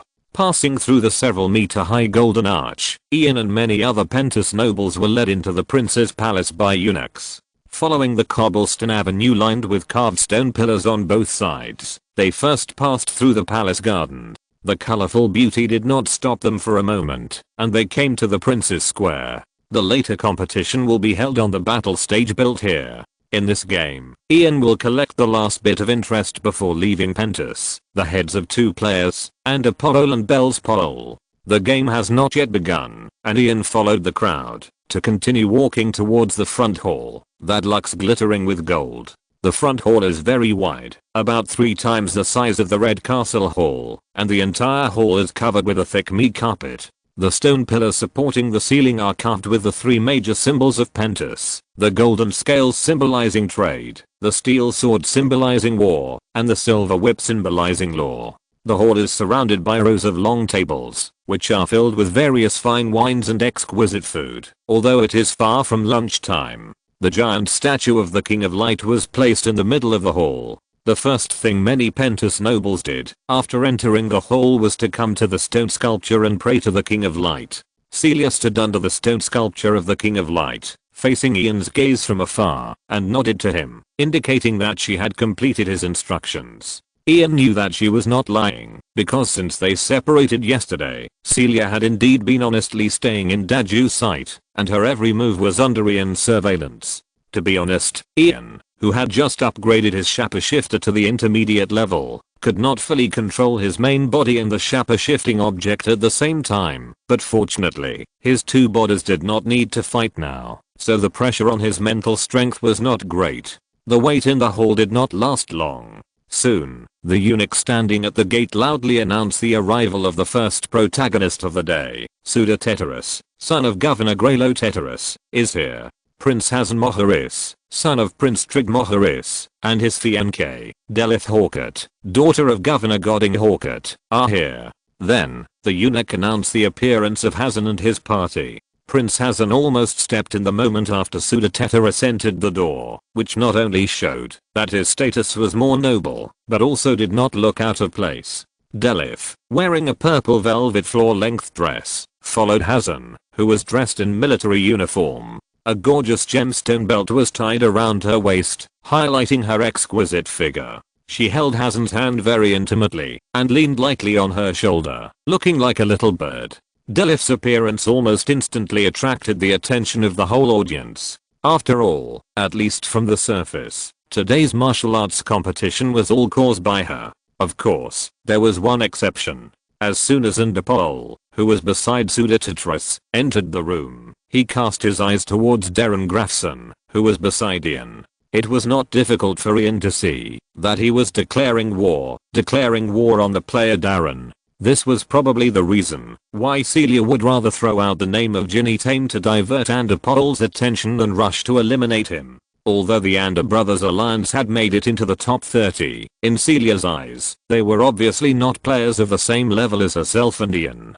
Did Celia even intend to get rid of Andapol when she planned this competition? Ian's eyes did not stay on Indapol, but continued to look aside at the young man on the other side of Suda, the young man he saw at the White Sand Arena that night discussing the water dancer with Suda. He stood side by side with Suda, and undoubtedly had equal status. If nothing unexpected happened, that guy should be the son of Governor Sisito Morn, the agent of Volantis. The Morn family paid for Suda's competition this time, and they also provided people. I wonder what their expressions would be like after they found out that the leader of the Volantis party, Governor Greylo Teteris, was the biggest traitor. As the crowd approached, Ian and Darren naturally greeted Hazen and walked into his team, and then came to the designated stands. This was a temporary stand prepared in advance by the slaves of the Prince's Palace in the Royal Palace Square. A simple shed was built on the stand for sunshade. As soon as he sat down on the stand, Ian noticed 3 eunuchs behind Hazen's seat carrying a long warhammer on their shoulders. Looking at the warhammer, Ian was a little dazed. He once again remembered the spear hammer that hit his head during the Battle of the Stranger's Temple, and he couldn't help but feel a chill. The hammerhead of this warhammer was not big, so Hazen, who didn't look that strong, could easily control it. In fact, real hammer weapons are different from those in performances. They are basically not the size of watermelons that many people imagine. Golden melon warriors are pure honor guards. The size of the hammerhead of a short-handled hammer is basically no larger than the user's open mouth, and the weight is usually just over 1 kilogram. Its lethality is mainly guaranteed by shape and mass distribution. The hammerhead of a long-handled hammer will be slightly larger, but its weight is at most more than 3 kilograms, and the actual combat value will be greatly reduced if it is higher. As for why 3 people have to fight this not so heavy thing, it's probably because of the style.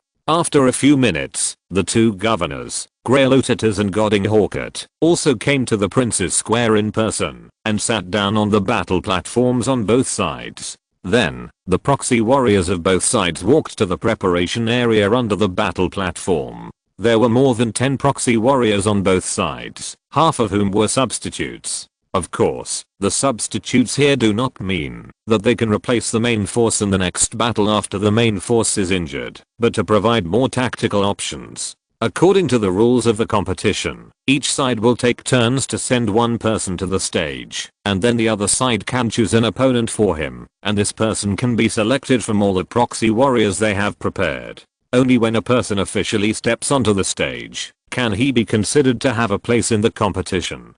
That is to say, apart from the places of Prince Hazen and Suda, they can choose who will be the remaining 6 proxy warriors from their own candidates according to tactics. Just when the two governors were about to announce the start of the competition, variables suddenly occurred. The two water dancers who were originally standing in Hazen's team actually walked straight to the other side of the stage, and the entire stand was suddenly noisy. The nobles of the Bravos party did not know the inside story. When they suddenly saw such a scene, they couldn't help but panic. They all stood up and started to curse loudly. Although the nobles of Volantis didn't know what happened, they still stood up one after another, cheering and cursing at the Bravos party. If the stands of both sides were not far enough apart, I'm afraid the situation will soon turn into a fight. While the scene was in chaos, a mercenary warrior who originally belonged to Suda suddenly walked towards Hazen and shouted to the Volantis party's stand, saying that what he hated most was Suda's mean behavior, so he would choose another leader to fight.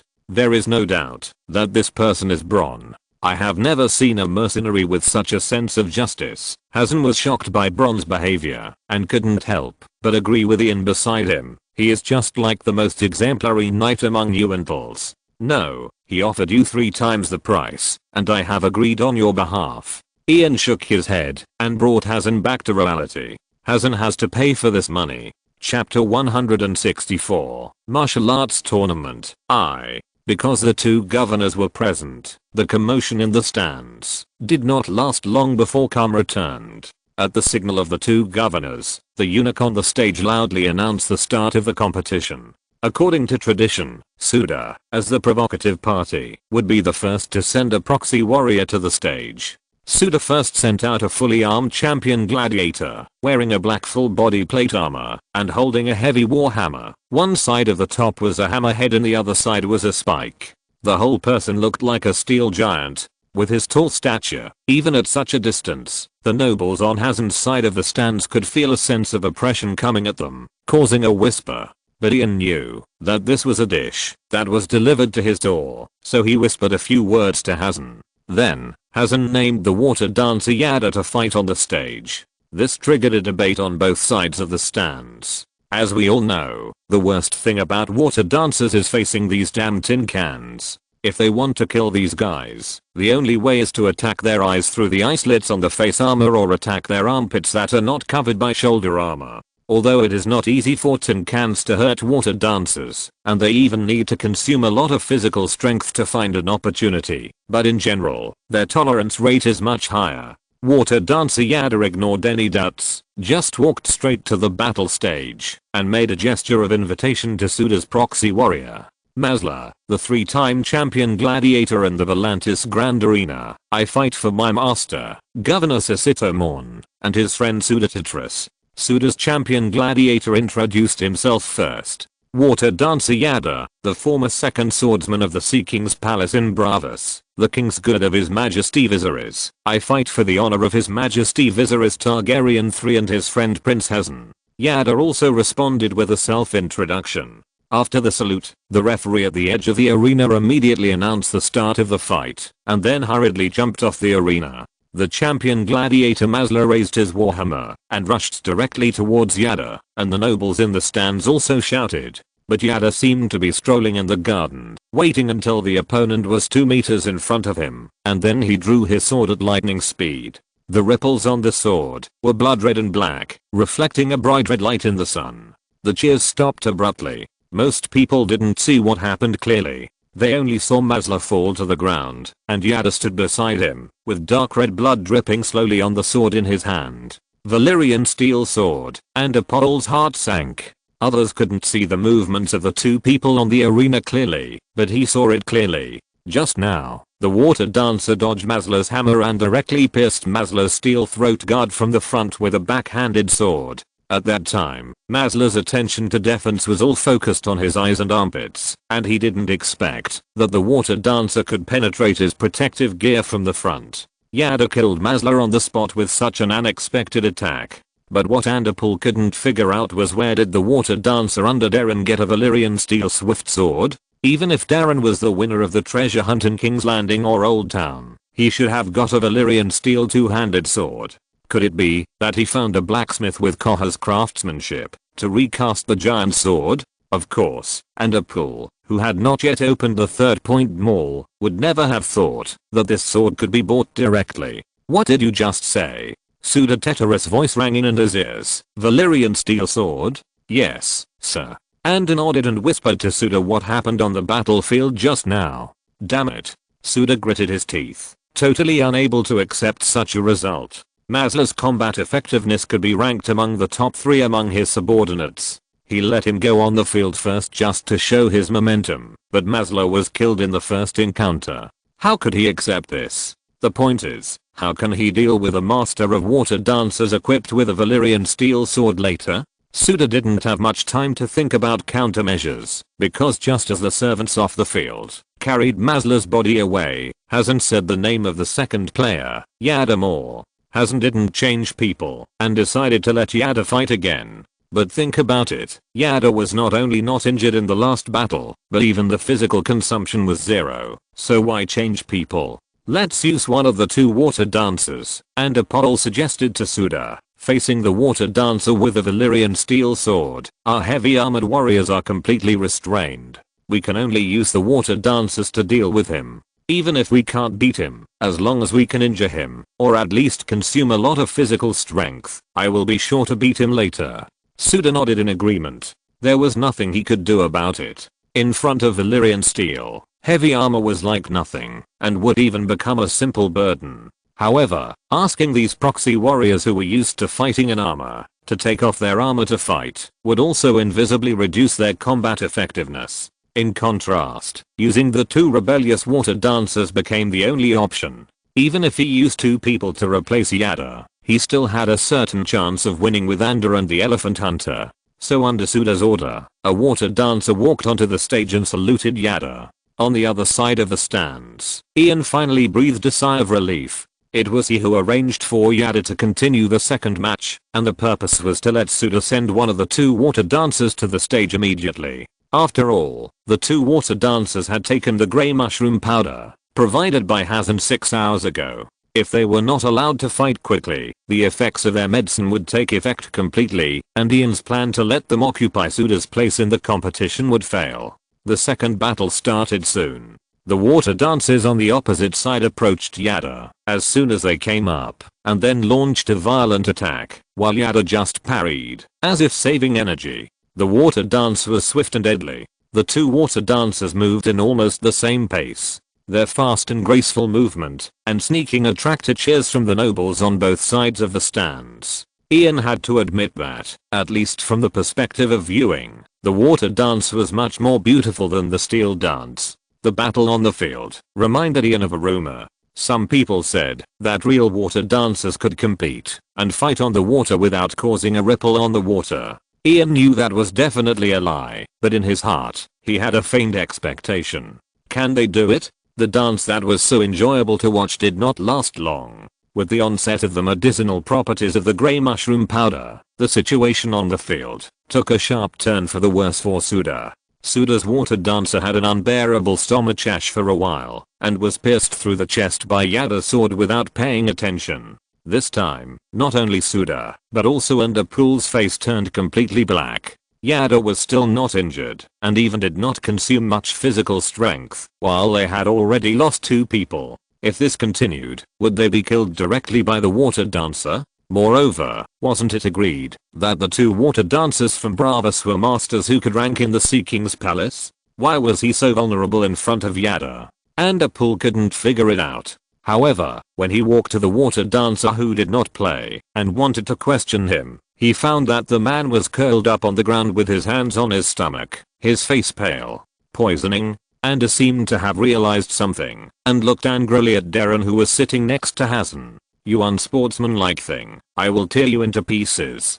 Chapter 165, Martial Arts Tournament, Part 2. In the third round of the competition, it was Suda's turn to send the first person again. With one water dancer dead and another unconscious due to poisoning, Suda sent Enderpool to the stage to ensure that he could win the battle, regardless of his objections. Enderpool wore a set of silver white full body plate armor, a closed helmet with a throat guard connected to the shoulder armor, chainmail at the joints to supplement the defense, and a circle of knee-length blade-style skirt armor around the waist to effectively protect the crotch. His weapons were a leaf hammer and a half-sword.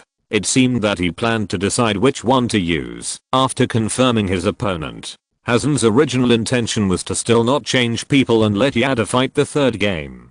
After all, Yada didn't seem to have consumed much physical strength in the second game, and his Valyrian steel sword also had a restraining effect on Enderpool's full armor. But Ian refused Hazen and asked Yada to rest for a while.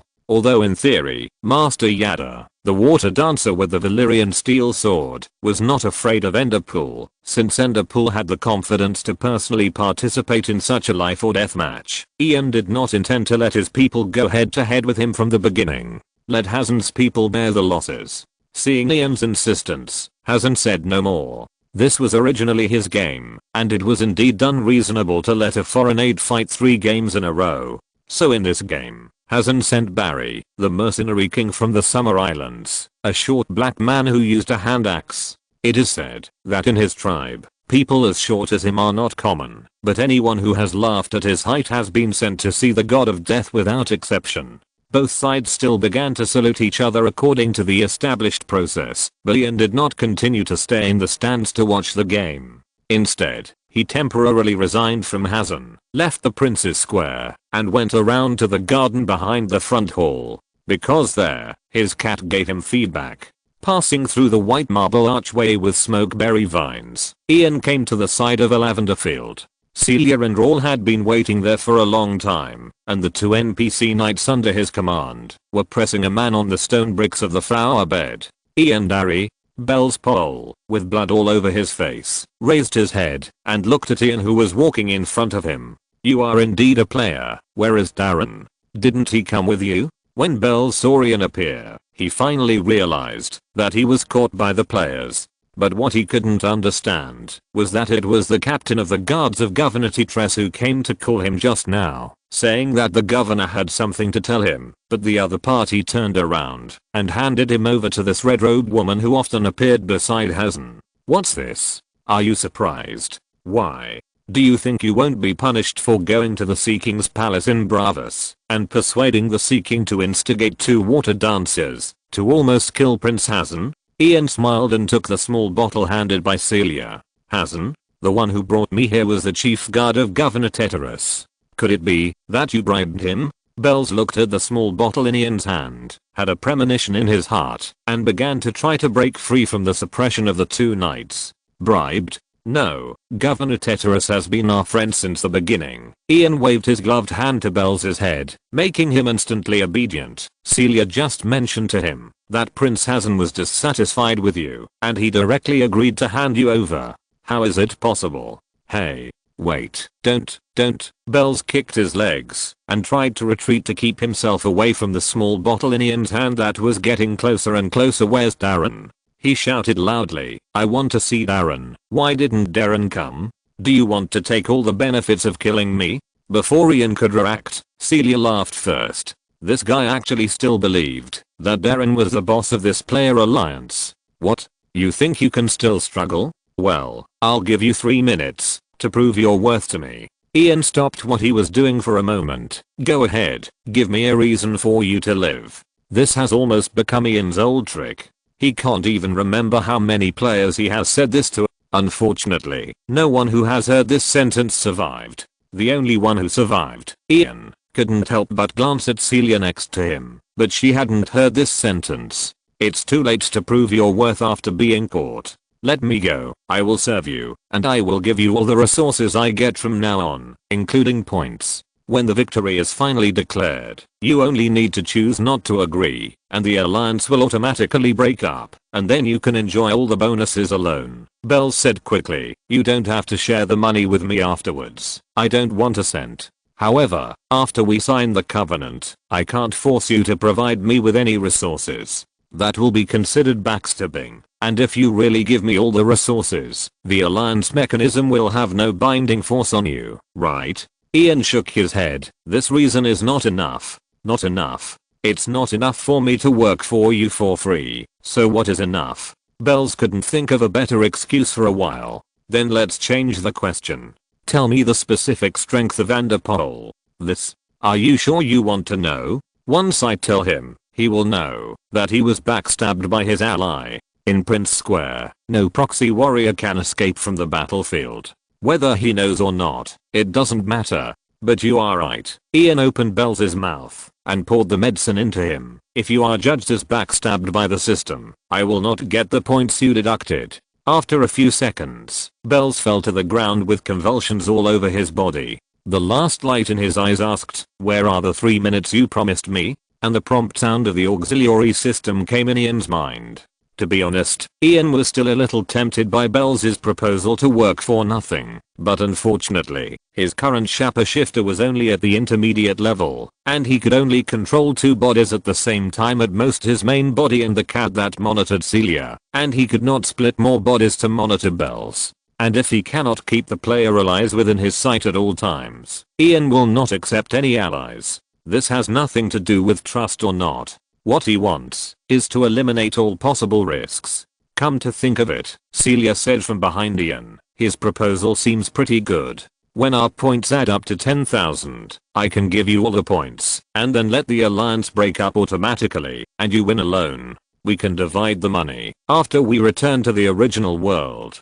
Celia paused and forced a smile. You don't want to keep it all for yourself, do you? If I'm the final winner, then of course I can accept it, as long as you are willing to believe me. Ian raised his eyebrows. As for the question of dividing the money, I can assure you that I will give you half if we don't have any new allies in the future. But will you believe my promise? Since I came to this world, I have been living in lies every day, and I don't even know which words I say are true. I don't believe it. Celia smiled and shook her head frankly, just like you will never believe me, but I can tell you the truth. I will never seek death. If I tell the real truth, never. Unless you are absolutely sure to kill me, you will never betray me. Ian translated her words in his mind and smiled. Then I will never give you a chance to die. Okay, deal with the body. Ian turned and set out on the road back to Prince Square, waving to Celia, then continue to work. Today will be an extremely long day. Chapter 166, Martial Arts Tournament, Part 3. After Ian returned to Prince Square, the third battle was not over yet.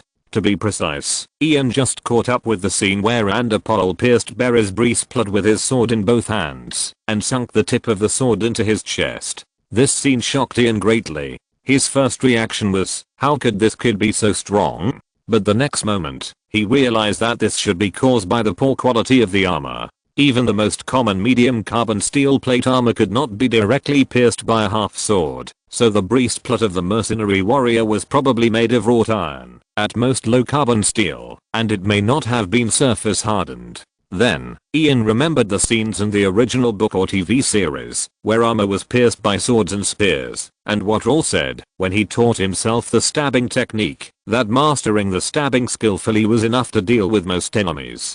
These details made Ian start to doubt whether he had overestimated the steel making process in this world. Is the quality of armor in this world generally not good? Or at least the quality varies greatly? The good ones can be good to a certain extent, but most of them are dummy goods. Although Berry is just a mercenary, his equipment is not good enough to draw this conclusion. What about the mountain? As the number 1 thug under Duke Tywin who can pull gold, wasn't his breastplate also pierced by a Berrin Martel spear? A Berrin spear was poisoned, not enchanted.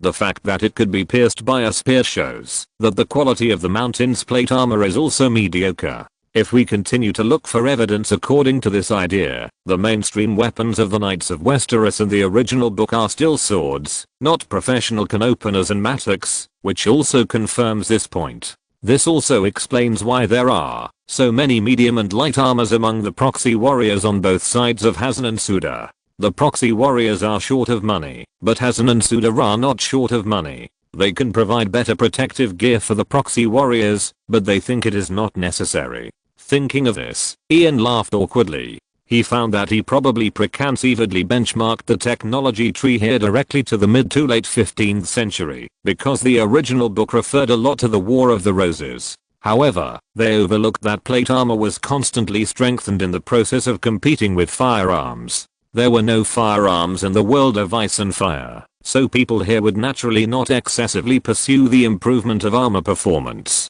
In the strange climate of the world of ice and fire, where summer and winter last for several years, it is also difficult to upgrade the technology trees of various basic industries, including iron smelting. The quality of armor in the world of ice and fire, without enchantment, may be more reasonable if it is benchmarked to the late 13th century to the early 14th century. As Underpool limped off the stage, the tournament entered the preparation time for the fourth game. Is Underpool injured? Ian asked Yada, who had returned to the stands beside him after seeing this scene. At the beginning, Underpool obviously had an absolute advantage. At one point, he hit Derry 3 times without suffering any damage. But for some reason, Ander suddenly froze at a certain moment in the battle, and then was hit by Derry's hand axe in the right leg joint. Yada smacked his lips. Although Underpool quickly reacted and took advantage of Derry's approach to complete the counter kill, his subsequent combat effectiveness will definitely be affected. Hearing this, Ian smiled. He deliberately chose to kill Ander's ally Bells when Ander was on the field to fight, in order to let the system message about Bells' killing interfere with Ander's performance on the stage. Although this did not make Ander lose to Derry, it was a good gain to injure his leg. The candidates for the fourth duel were quickly sent by both sides. This time, Hazan sent his red-robed monk, Xia, who served as the hand of the holy fire in the Great Red Temple on the top of the mountain. This man wore chainmail, no helmet, and held a combat spear about 3.5 meters long, with flames burning at the tip of the spear. Suda sent out another champion gladiator. Ian didn't rush to watch the game, but logged into the auxiliary system in the stands, and began to check the gains. Successfully killed a player, got 4 points, 6 points for seizure, and 1 extra point of mental power. Damn poor guy. Seeing the seizure and extra gains, Ian couldn't help but curse inwardly. Obviously, Bells gave almost all the resources to Ander, leaving only a few points for himself to ensure that he would not fall into the last 3, and almost no points for himself. This made Ian's desire to let his men kill Underpool even stronger. After all, only in this way can he get the corresponding kill benefits. Afterwards, Ian checked his updated board. Ian, strength 32, agility 27, mental strength 22, skills, etiquette basics, common language reading and writing basics, swordsmanship proficiency, horsemanship advanced, lance intermediate, skin changer intermediate, green seer basics attribute points. 0 skill points. 2 points. 62 items, basic skill scrolls, skill upgrade scrolls. After confirming that there were no other problems, he exited the system and started watching the game again. The battle lasted for nearly 20 minutes. Although Suda's slave warrior almost killed the monk Xia several times, he was exhausted by him and was shot in the chest and died. The battle came to the 5th round. Suda sent out a Dothraki slave warrior. Ian was eager to resolve the battle and not give Underpool more recovery time, so he suggested that Hazan send Bronn.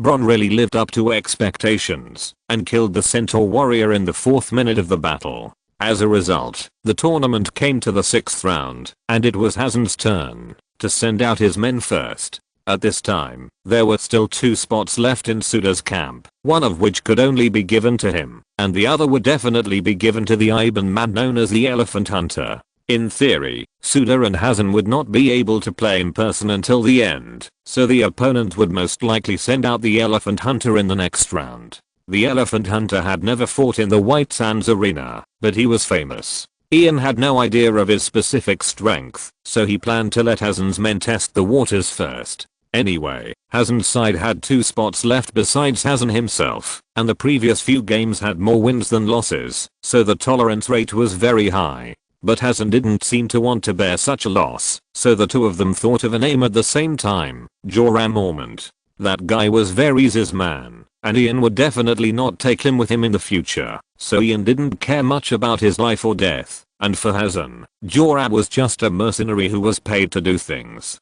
So, Hazen sent Joram in the 6th round. As expected, the other side sent out the elephant hunter as a response. He was a long-haired guy with an unusually broad chest and shoulders, short lower limbs, long upper limbs, and a muscular body. He carried 3 javelins on his back, a short-handled iron axe in his right hand, and a furry brown shield in his left hand. Iban is an island country located on the Shivering Sea north of the Essos continent. Its residents mainly make a living by hunting whales, but the strongest warriors among them will hunt mammoths on the ice field, thus earning the title of elephant hunter. This race is short and strong, but generally not very intelligent. The Iban people do not speak Common or Valyrian at all, so the two sides skip the self-introduction and salute in this game, and the referee directly announced the start of the game. The elephant hunter moved at the sound, took 2 steps to run up, and threw a javelin in his hand at Joram. The range of the battle platform was not too large, and the javelin arrived in front of Joram in an instant. Joram dodged to the side and barely avoided this javelin. Unexpectedly, the next javelin from the elephant hunter followed and pierced his abdomen directly, carrying Joram away and nailing him to the battle platform. This monster. Ian and Hazen looked at each other and could see the surprise in each other's eyes. Is this the biggest confidence that Enderpool dared to personally participate in such a life and death duel? Explain 2 points. First, the level of armor in the world of Ice and Fire. After several verifications, the author got himself confused, so he decided not to verify it. The final setting of this book is, most of it is made of wrought iron or low carbon steel, and occasionally high quality medium carbon steel plate armor will appear, and enchantment is not counted. Second, Bronze Force. This question is actually hard to say, because he has not shown a particularly powerful highlight, nor has he suffered a big loss, so it is hard to see where the upper limit is. In the setting of this book, he may be stronger than some readers' impression of him. Chapter 167 Humiliation. The strength of the elephant hunter obviously exceeded Ian's estimate of the maximum strength of humans. However, considering that the Iban people are not the same race as humans in a strict sense, and the player chooses the setting of +3 initial strength of the Iban bloodline when creating the character, it is reasonable for such a situation to occur in such a fantasy world. Thinking of this, Ian was slightly relieved. Fortunately, he had just kept a hand and did not let Kez fight him. Otherwise, Kez would probably not have had a better ending than Jorah against this monster. In the 7th battle, Suda did not change players and still chose to let the elephant hunter fight. Hazen's side sent out the water dancer Yada again at Ian's suggestion.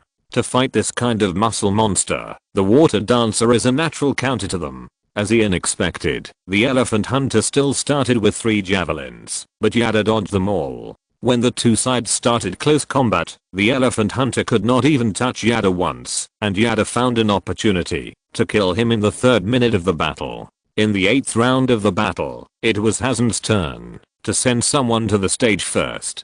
This time, Ian suggested sending Case, who was holding a Valyrian steel sword. Suda sent the injured Enderpool. After all, Suda only had this last proxy warrior left. This was another battle without suspense.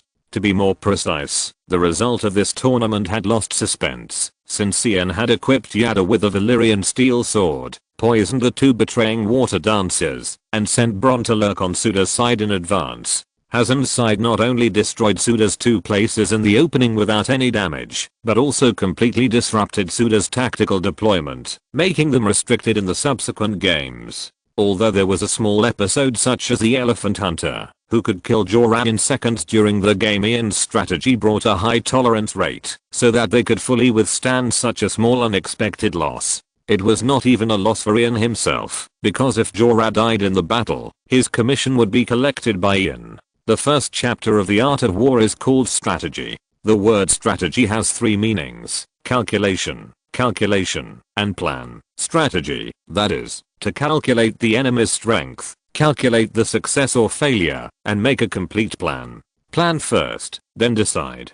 For Ian, the victory or failure has been decided before everything started today. As expected, although Ander showed extremely superb swordsmanship and amazing strength in the last battle of his life, he still had to die with hatred when facing Keith, who was not much weaker than him, and holding a Valyrian steel sword, with his leg injured. Maybe he hated Darren Grafson. As soon as Keith chopped off Ander's head, Ian, who was sitting in the stands, received a kill report from the system.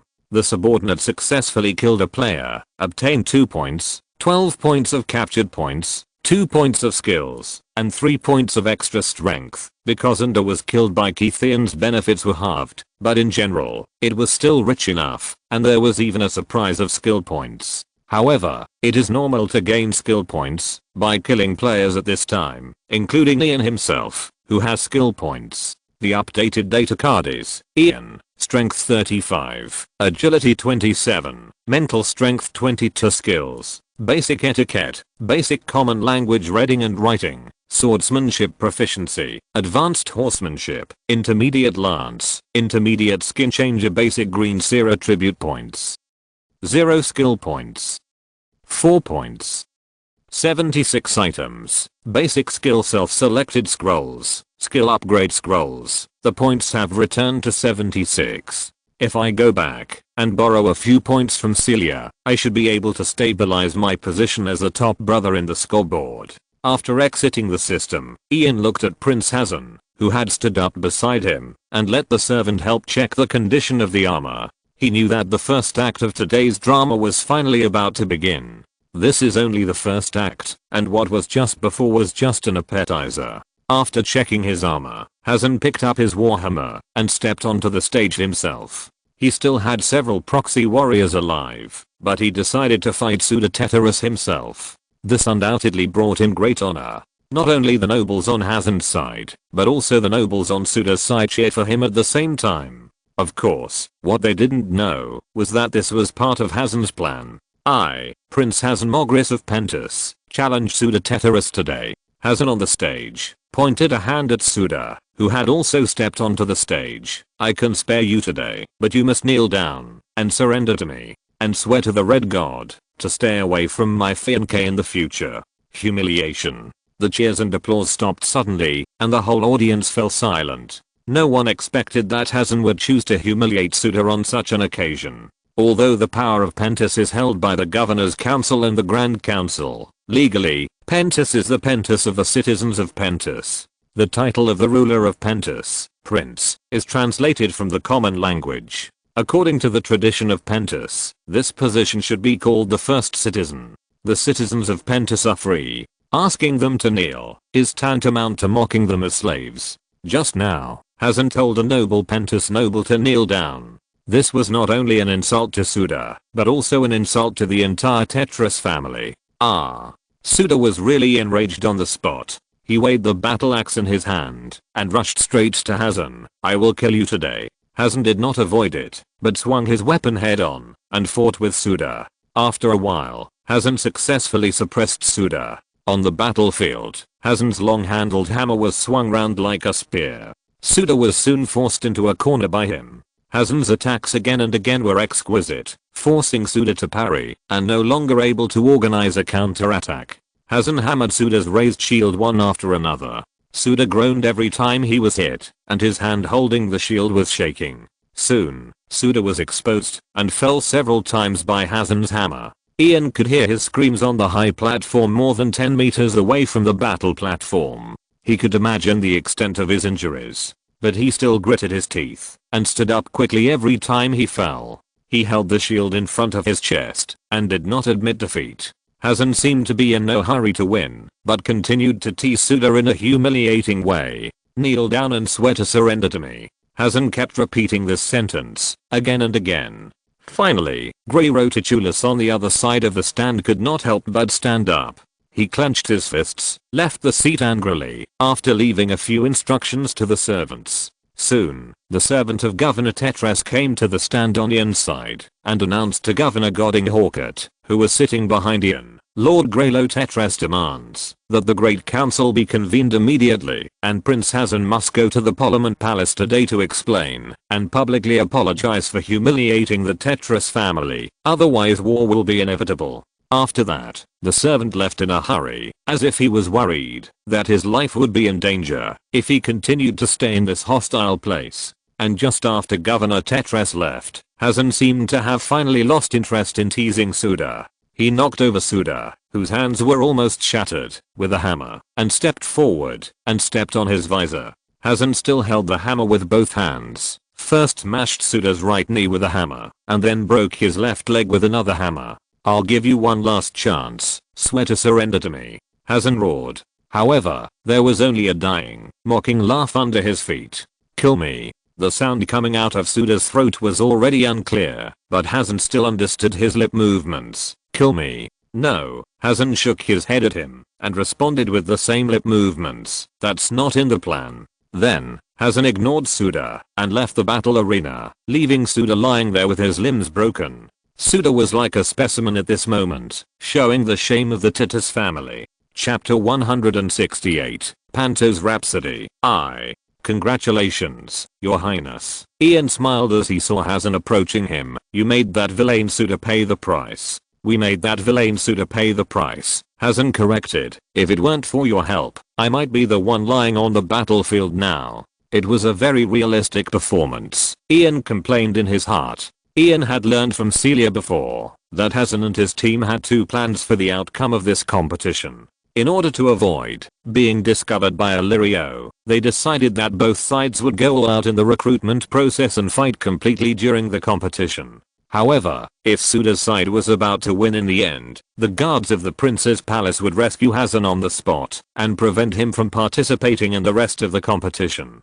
Then Governor Tetres could request the convening of the Great Council on the grounds that Hazen had disrupted the competition, and then trick Valyria into going to the Parliament Palace for mediation. If Hazen's side won in the end, Hazen would publicly humiliate Suda and the entire Tetres family in the battle. This allowed Governor Tetres to use this as an excuse to call for the convening of the Grand Council, and then trick Valyria into going to the Grand Council Palace for mediation. Considering that the former situation would damage Hazen's reputation and honor, they made another agreement to try to ensure Hazen's victory whenever possible. This is when Governor Tetres personally revealed the news to Hazen. "We are brothers, Your Highness." Ian responded to Hazen's enthusiasm. "By the way, Governor Tetres just now, he asked me to go to the Parliament Palace to publicly confess and apologize to them." "I know." Hazen did not comment. "Don't worry, I know all this." "That's good." Ian nodded as if he was relieved.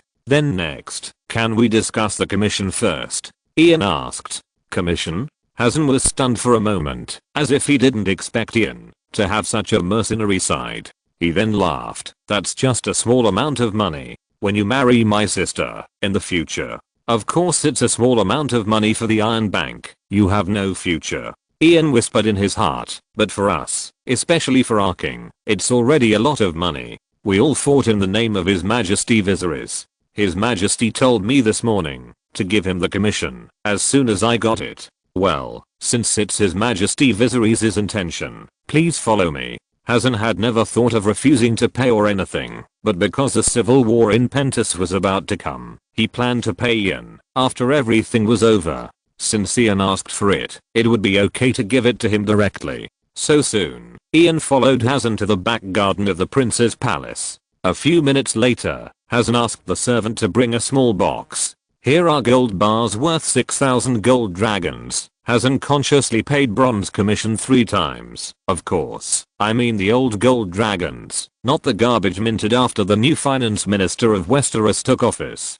It's no wonder that Hazen used garbage to refer to the new gold dragons of the past 2 years. Since the coinage power of the Iron Throne was controlled by Petty Baelish, the gold content of the newly minted gold dragons was less than half of the original ones. Ian didn't count the money in front of him. After all, a man like Hazen couldn't be so petty as to play tricks on such little small money. After letting Roll take the box, he said goodbye to Hazen. "Since there is nothing else, Please allow me to leave. I don't want to keep your majesty waiting too long. Wait, Ian hasn't stopped Ian. In fact, I do have something else here. What do you think of Governor Illyrio? He suddenly asked.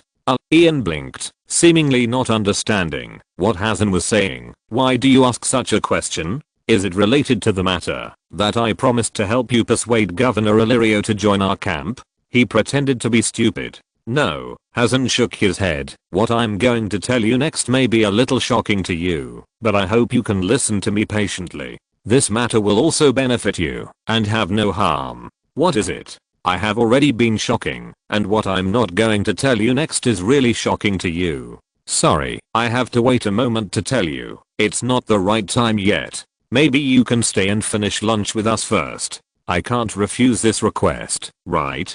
To be on the safe side. No, but I sincerely hope to gain your understanding. The clouds in the sky were a little heavy, crowded in the sky, almost completely blocking the sun's brilliance, making the sky look particularly dark. Illyrio's luxurious four-wheeled carriage left his mansion and headed towards the direction of the Parliament Palace. There were 32 eunuch warriors guarding the front and back of the carriage. Just now, the herald of the Parliament Palace found him and told him that Governor Grey Rotitress had convened a great council because his family was insulted by Prince Hazen, and he wanted to ask Prince Trigmoharis and his son for an explanation. The herald's attitude was very anxious, as if a civil war was about to come to Pentus. At the same time, many Pentus nobles, including Governor Halkett and the prince himself, also sent envoys to Illyrio, hoping that he would mediate. After Illyrio met these people, he quickly agreed, and then ordered the servants to prepare the carriage and rush to the governor's council with the herald. Sir Illyrio, I have rarely seen you so anxious, the herald said jokingly. Next week is the wedding of Princess Daenerys and Khal Drogo. Illyrio mopped aside as he drew aside the purple velvet curtain of the sedan chair. I hope there won't be any trouble in Pentus. It shouldn't be any trouble, the herald shrugged. Governor Teterus just wants to save his face. He's always been a strong man. What exactly happened? Tell me in detail first. Illyrio picked a strawberry from the table in the sedan chair and stuffed it into his mouth. Wasn't it a life and death duel agreed upon from the beginning? Why did Hazen humiliate the Teterus family? Young people are obsessed with love. Hazen actually asked Suda to kneel down in front of so many Pentus nobles and finally deposed him instead of killing him. With Governor Teterus's character, how could he tolerate such a thing? The herald's tone was helpless. I don't think it will work, even if you come forward to mediate this matter, the herald continued. In the joust this morning, most of the games on Hazen's side were fought by King Viserys' knights, and you are Viserys' protector in Pentus, so there are rumors that you have formed an alliance with Prince Hazen, so Prince Hazen dared to challenge the Titus family so strongly. Illyrio's face froze when he heard this, as if even the half-eaten strawberry was not fragrant anymore.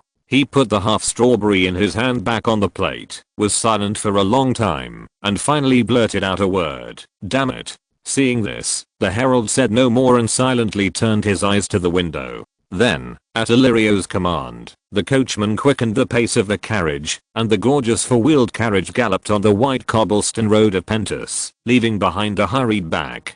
Chapter 169, Panto's Rhapsody, 2nd. Wait a minute, your highness. Let me calm down. Ian waved his hand to Hazen. I'm a little overwhelmed. Of course. Hazen guessed that this would be the other party's reaction. After he told Ian the whole plan, Ian pretended to ponder for a few minutes, then asked, how sure are you? Hahaha. Ian's cooperative attitude surprised Hazen, which meant that he didn't have to spend extra effort to convince Ian. 100%.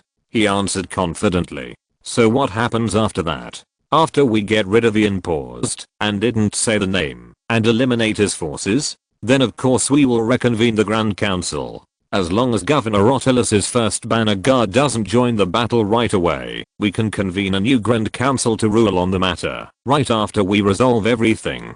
And after Illyrio's death, his already loose alliance will collapse in an instant, and all the neutrals and fence sitters in the council will turn to our new alliance without hesitation and vote not guilty for our actions. After the Grand Council makes a judgment, Governor Otilus, who sticks to tradition, will no longer be able to hold on to this matter and be our enemy.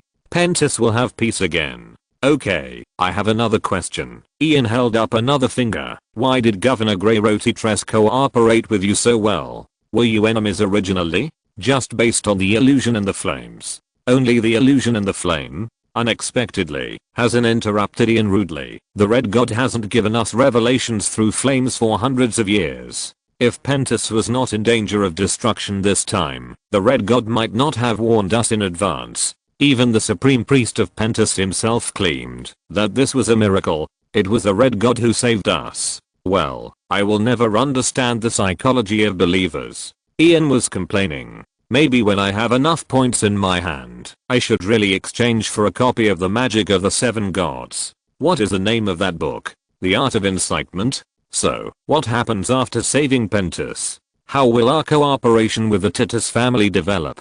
A second civil war? Ian thought for a while and asked again. No, Hazen shook his head.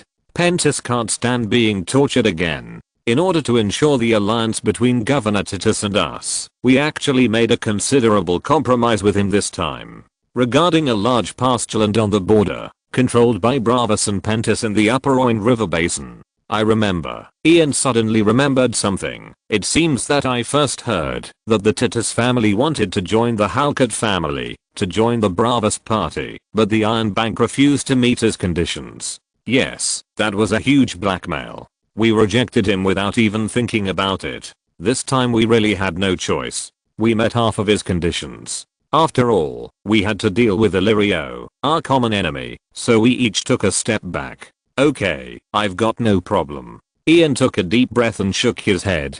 Tell me, what do you want me to do for you? Illyrio's carriage arrived in front of the palace of the governor's council, and the captain of the city guard in charge of guarding came to greet him in person. The outer wall of the Parliament Palace was made of white marble, and the huge arch was big enough for 20 cavalrymen to pass side by side. The governor's council deployed 50 well-equipped guards at the gate. They were dressed in white scale armor, equipped with short halberds, long swords and shields. These people were not the unsullied eunuchs favored by the free trade cities, but the honor guard composed entirely of Pentis freemen. This honor guard had a total of 200 people, stationed in the Parliament Palace, which was the core of Pentis power, and was directly led by the Great Council. Of course, no one knew how powerful this army was in the Parliament Palace, which had never seen blood in the center of Pentis, which had been peaceful for 91 years. Illyrio's carriage stopped at the gate. He lifted the curtain, looked around, and ordered the coachman to continue moving forward. After finding nothing unusual,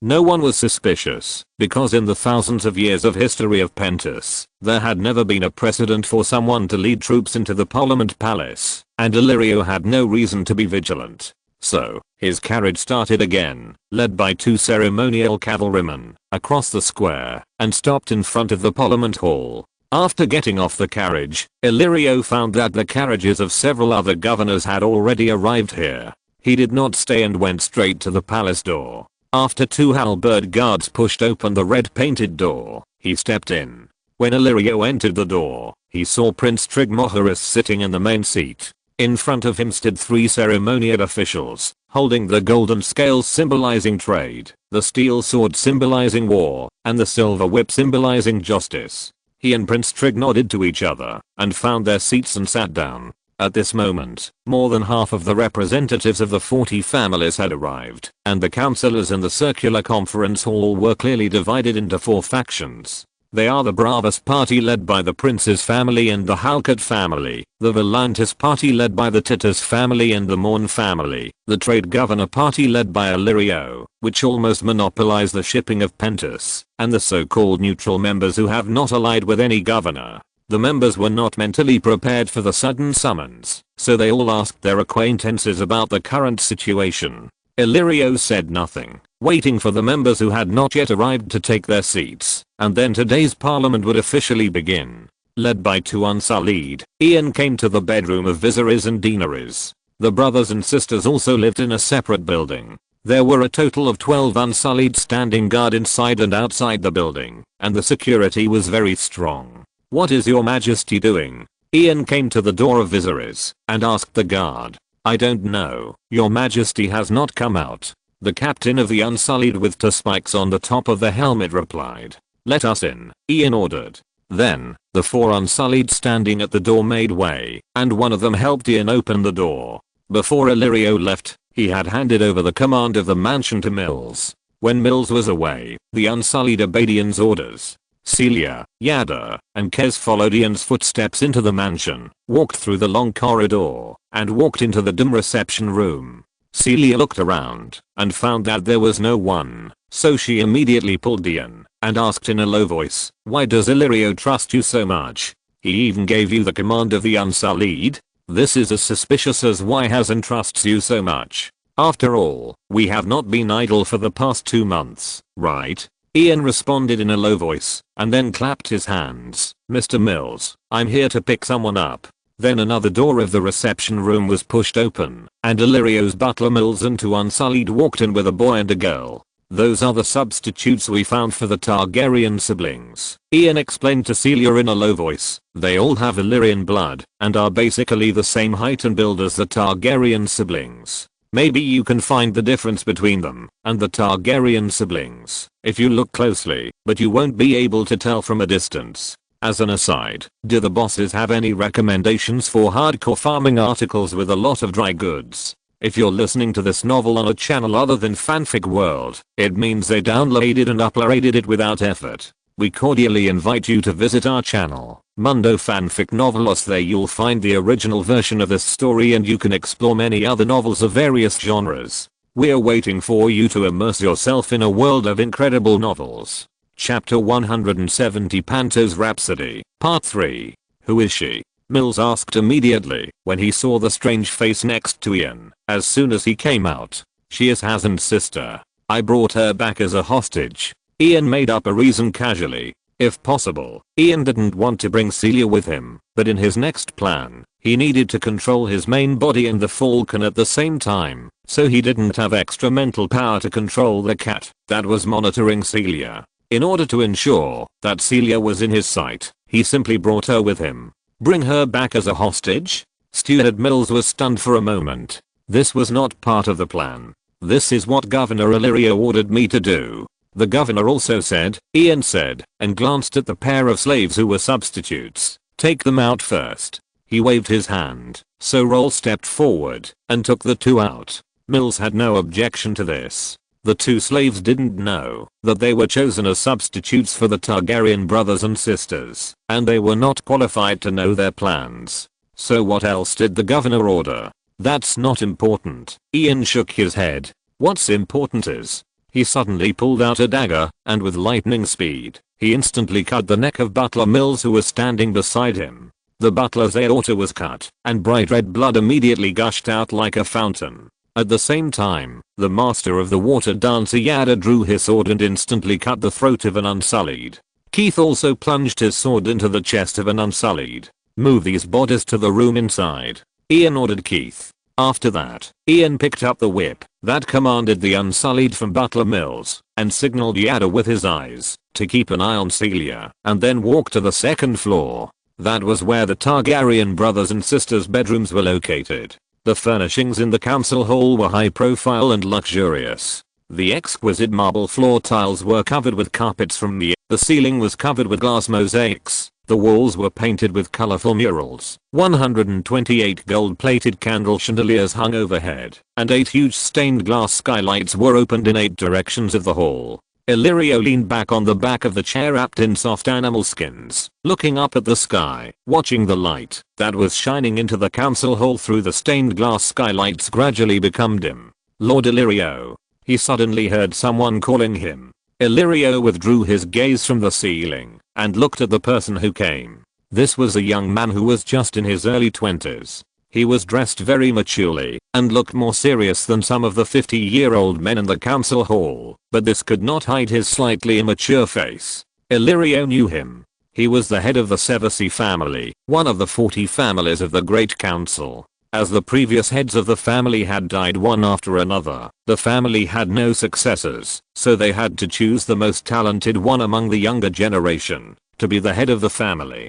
This kid bet all his hopes of revitalizing the family on Hazan, and was considered one of the most famous mouthpieces of the bravest party in the Great Council. At this moment, it was this little guy who came to him. Illyrio smiled and said, "Good day, but Asshai, what do you want to talk to me about? It's said outside that you and His Highness Hazan have formed an alliance. Is this true?" The young man asked anxiously.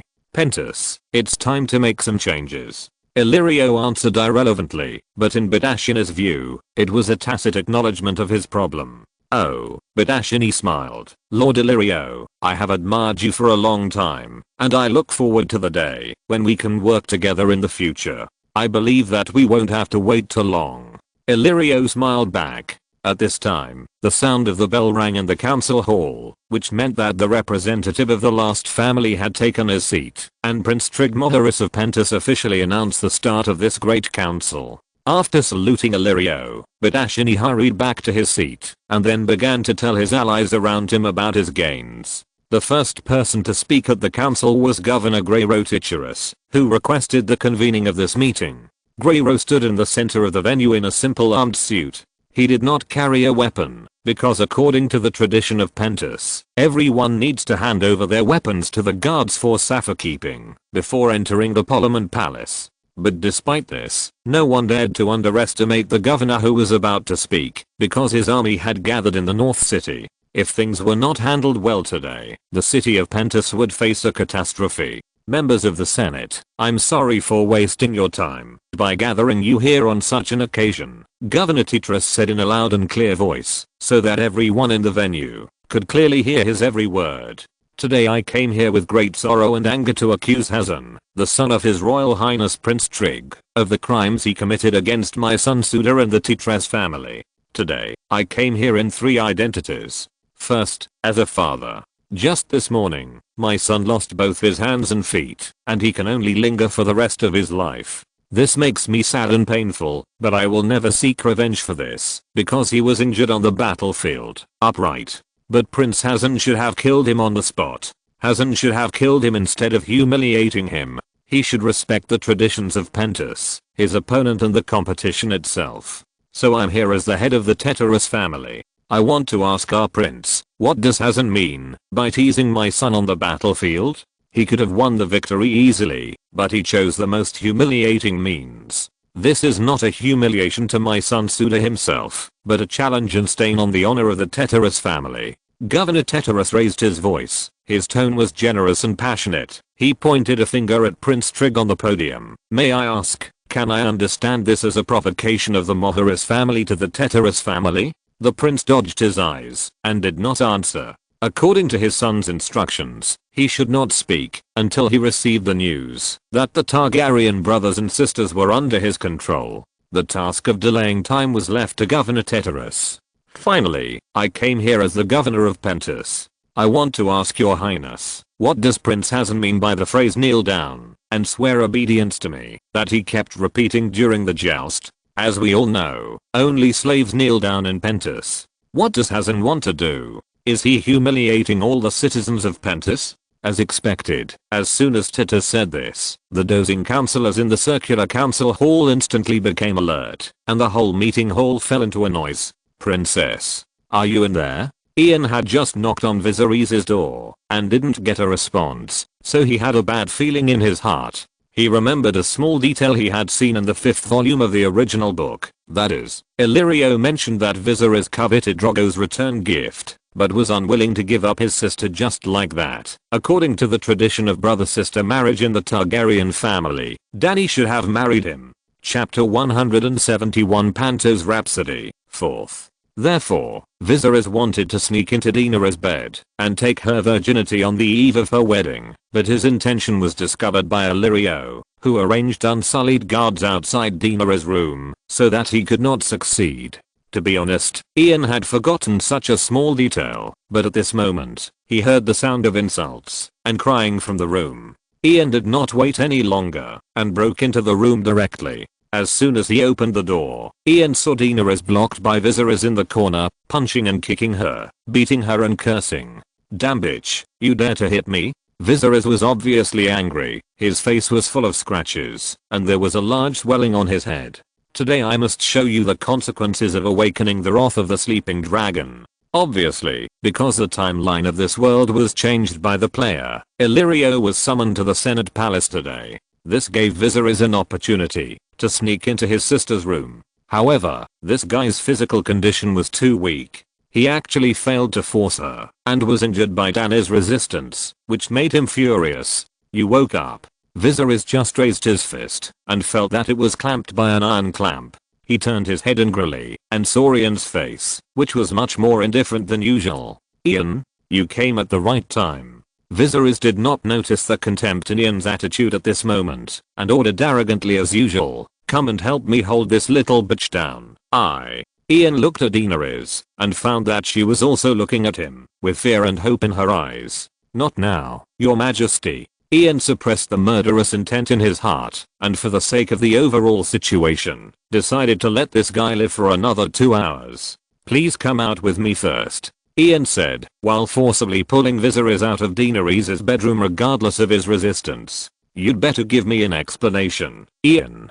Do you want to disobey me too? Viserys was furious. This is the mansion of Lord Magister Illyrio, and you are doing something that will undoubtedly anger the Lord Magister. Ian lowered his voice and said to Viserys, I'm his king. How dare he? Of course he dares, your majesty. Illyrio has always been unscrupulous. Ian directly exposed Viserys' self-deceiving lies. Your behavior will make him angry, and then he will disobey you. Although I will swear allegiance to you, what's the use? We have less than 10 swords, and Illyrio has more than 1,000. We are not Illyrio's opponent. So, Ian continued, if you want to continue what you just did, you must change places. Change places? Are you willing to help me? The anger on Viserys' face barely dissipated. I serve you, your majesty. Your will is my mission. Ian pulled Viserys to the side of the stairs. As long as you are willing to cooperate with me, you will soon get everything you want.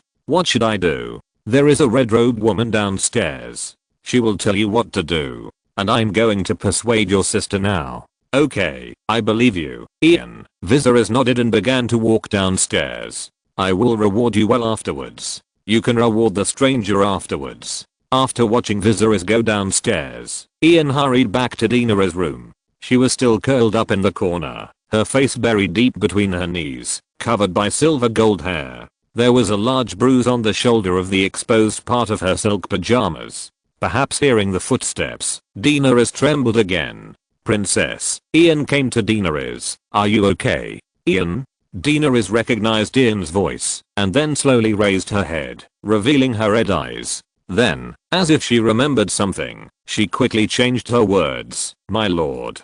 Don't worry about it, my little princess. Ian didn't know whether to laugh or cry. Perhaps only the exiled royal family would care so much about these etiquettes, right? Where is Viserys? Didn't he come back? As Dany spoke, she carefully poked her head behind Ian, fearing that Viserys would appear again. No, I have persuaded him to leave. He won't give up. Daenerys shook her head. He always said that he must get what he wants. He won't hurt you again, I promise you. Because I'm going to marry Khal Drogo, and Drogo will protect me?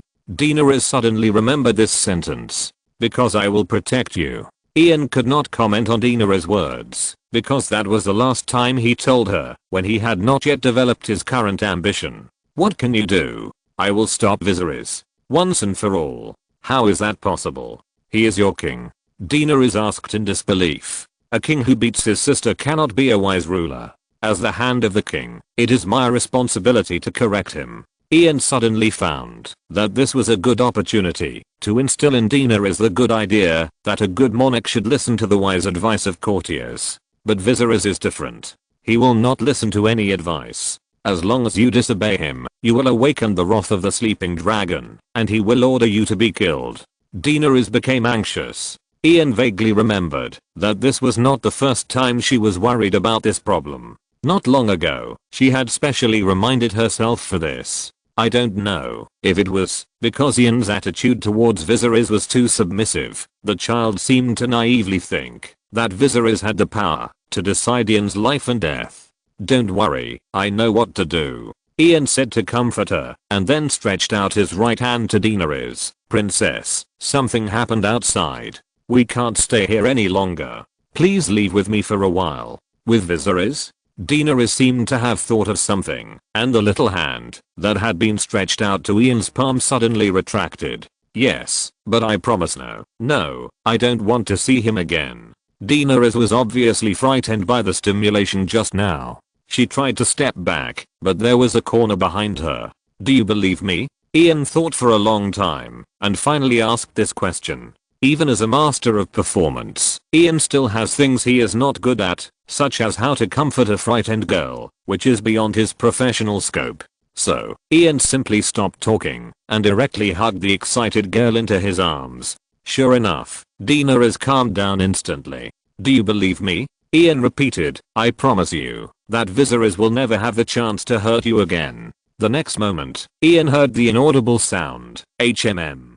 Quiet, everyone, quiet. Illyrio stood up, tapped the table in front of him lightly, and said to his colleagues around him, he is worthy of being one of the most influential governors in Pentos. After Illyrio said he wanted to speak, the entire council hall quickly became quiet with him as the center. Members, after everyone was completely quiet, Illyrio cleared his throat and said, Governor Graelotitris's speech was very wonderful, passionate and sincere, but his speech deviated from the theme of our meeting today. When Illyrio said this, everyone was stunned. Isn't today's council for everyone to mediate the matter between the prince and Governor Titris about Hazen's humiliation of the Titres family in the tournament? How is this irrelevant to the theme? The most puzzled person was Prince Treja Moharis himself, because today's meeting was supposed to be a confrontation between him and Governor Titris, and he didn't know what Illyrio was trying to do. Fortunately, Illyrio didn't keep everyone waiting for too long, and gave them the answer the next moment.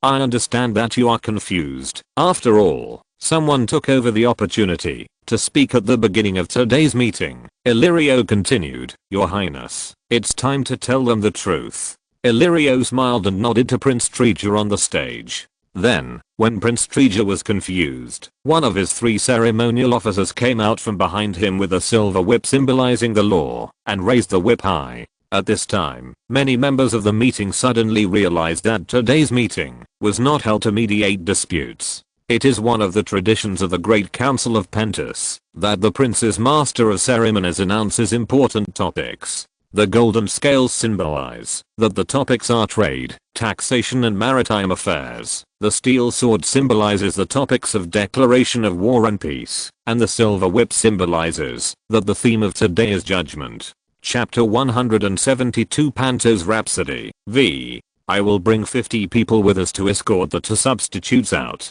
I will send them to the Red Temple in the west of the city. Ian and his knights found the commander of the Unsullied, Blue Worm, in the front yard of the mansion. After that, he pointed at the Targaryen siblings who were wrapped tightly among the servants. You must shrink the defense of the mansion, take all the Unsullied to protect my king and his sister and retreat to the castle in the back mountain. Remember, you must ensure the safety of the king and the princess. The mansion below.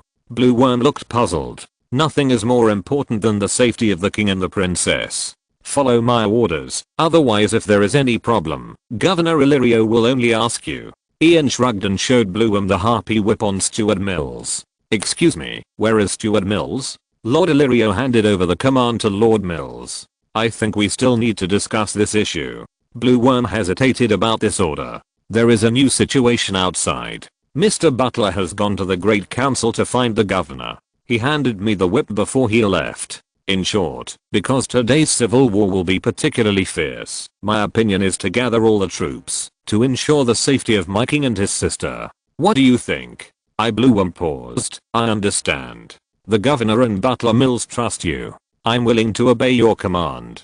The Unsullied commander finally chose to follow Ian's advice. After all, Astapor only taught these eunuchs how to fight and obey, but did not teach them to think. Then, Blue Worm ordered 50 Unsullied to Ian on the spot. After Ian sent Celia and the fake Targaryen brothers and sisters in red robes to the carriage, he and Aaron, Kez, and Yada followed the carriage on horseback, and left Illyrio's mansion accompanied by 50 Unsullied. Ian originally wanted to take these Unsullied with him. After all, he got the whip.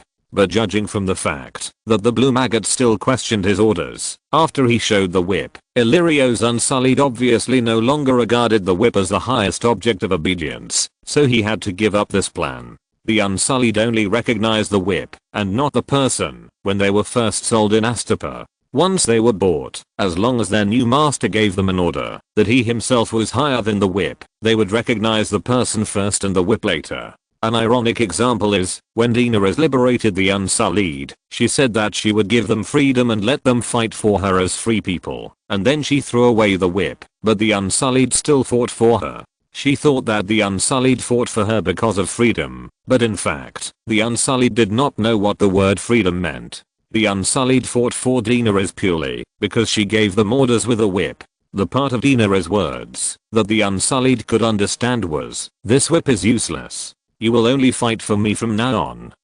Then the Unsullied only recognized her. As for freedom, I have little education, so don't talk to me about those unfamiliar words that I don't understand.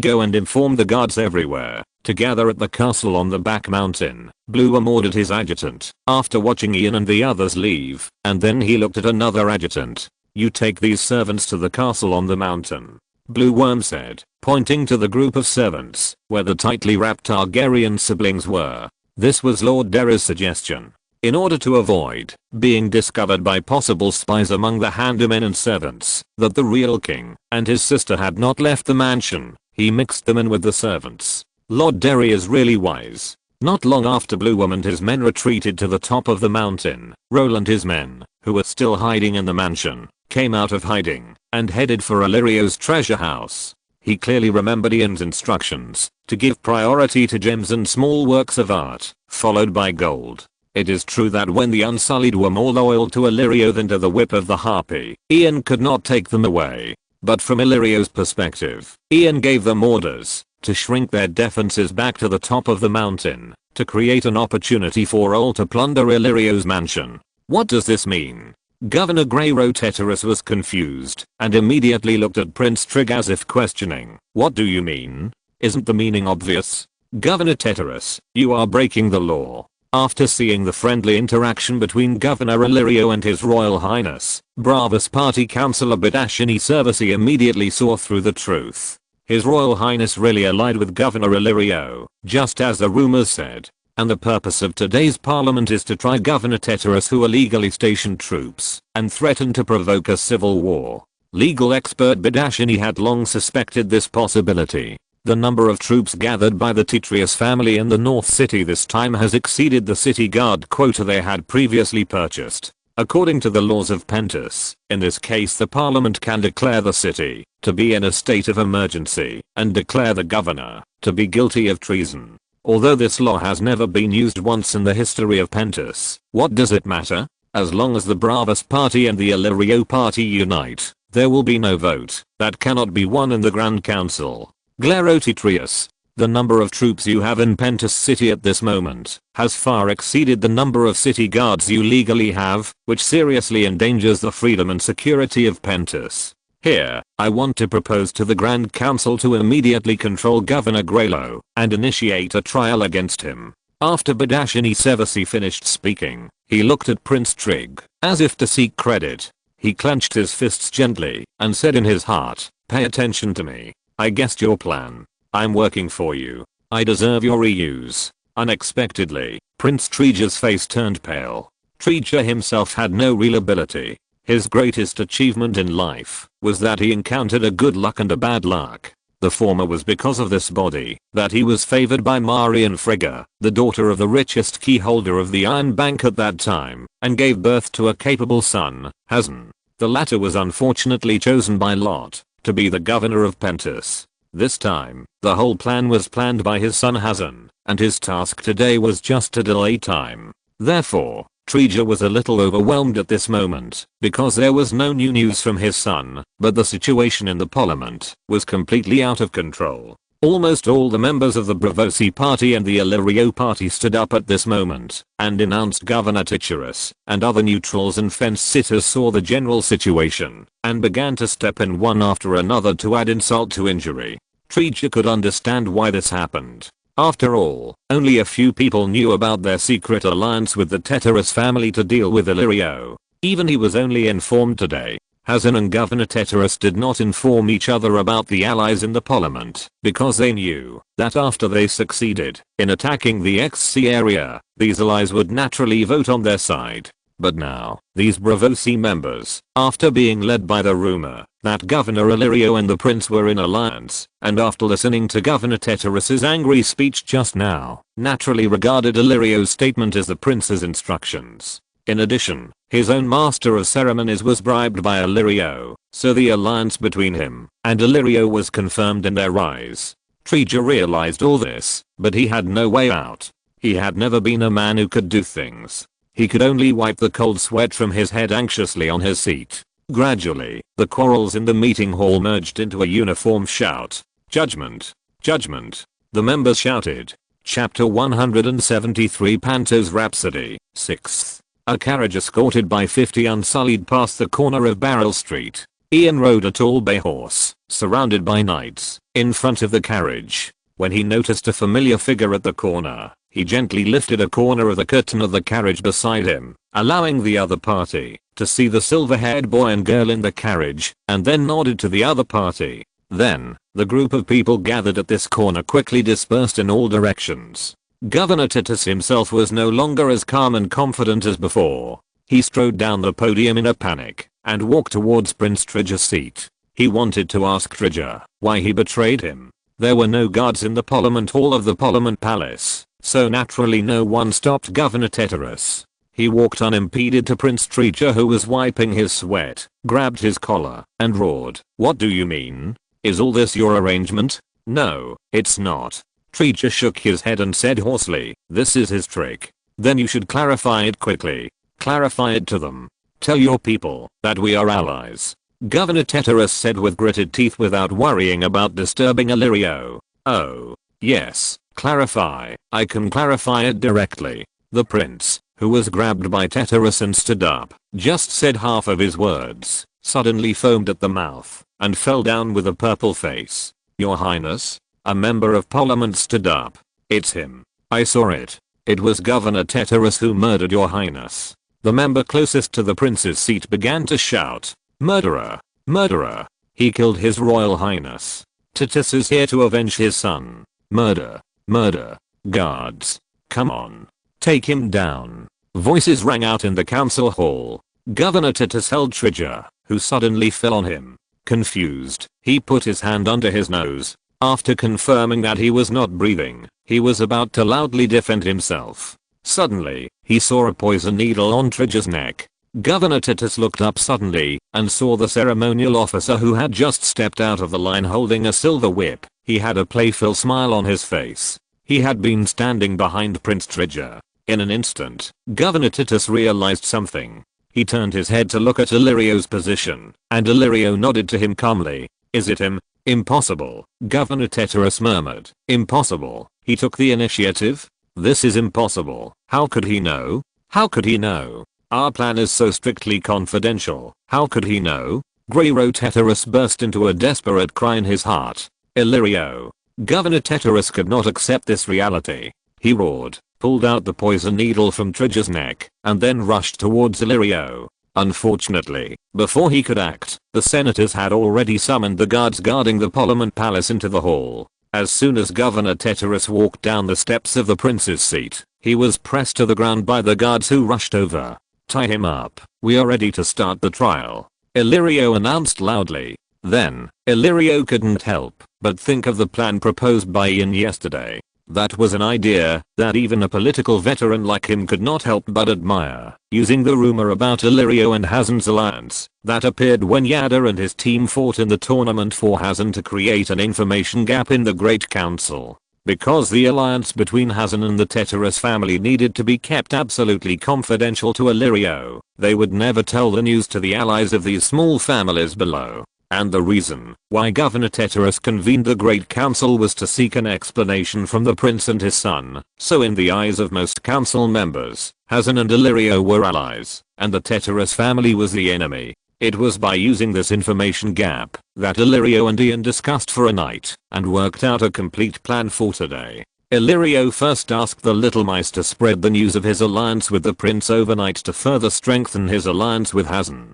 Then he contacted Prince Trigg's ceremonial officer, who had long been bribed by him, and sent him a poison needle. Illyrio ordered the master of ceremonies to kill Prince Trigger when Governor Teterus was performing at his most passionate moment, so that they could push the charge of murdering the prince onto the Teterus family, and let the Bravosi members of the Great Council who were unaware of the truth vote guilty in the trial of Governor Teterus. Afterwards, Illyrio would personally nominate Hazen as the next prince, and ask the council to give the prince more actual power, so as to further confirm that he and Hazen are allies. When Governor Teterus's sons received the news announced by the Great Council, they would certainly be sure that their father had been betrayed by Hazen. By then, their armies and Hazen's armies had already joined in Area XC, and a conflict would immediately break out between them. At the same time, in order to ensure that the Teterus family could win the internal conflict, Illyrio deployed all his troops in Area XC and the buildings on Hazen's attack route. Doing so would not only reduce Hazen's forces, but also allow them to come out again, to block Hazen's retreat after Hazen and the Teterus family's armies joined together. This would give Governor Teterus's angry sons a chance to kill Hazen. After all this was over, Illyrio would be able to integrate the remaining forces of the Bravosi party, which had already lost its leader, and work with Governor Rotulus, who controlled the first banner guard, to eliminate the remaining forces of the Teterus family. If the plan went well, in the end, Illyrio would not only eliminate all his political enemies in Pentus, but also put the blame for Hazen's death on the Teterus family, making it impossible for the Iron Bank to hold him accountable, at least on the surface. District XC was already in chaos. Shortly after Ian successfully brought the Targaryen siblings out of Illyrio's mansion, the troops gathered in the north and south districts entered the west city under the leadership of Prince Hazen and Governor Teterus's eldest son. Although the military forces in the XC area, including the city guards, the Chamber of Commerce militia, and the port guards, were on high alert due to the imminent civil war, Illyrio did not inform them in advance, because he did not want to alert the enemy. So these people did not know that both sides of the civil war were coming for them. Therefore, shortly after the battle broke out, Illyrio's forces lost control of the entire XC area and retreated to the Chamber of Commerce headquarters and Illyrio's various mansions, and began to defend and wait for help. Dorian and Bronn, the Black Falcon, followed Ian's instructions. After receiving the attack order from Marv Titus, they did not execute it. Instead, they took a detour to the port, occupied an inn, and waited for Ian's next order there. Who the hell can tell me what happened? Bronn complained as he poured wine into his mouth. Just this morning, when I went to the prince's palace to participate in the tournament, the Teterus family and Prince Hazen were still mortal enemies. Now it's interesting. Marv Teterus ordered us to cooperate with Prince Hazen to attack Governor Illyrio. What are they doing? Be patient, my friend.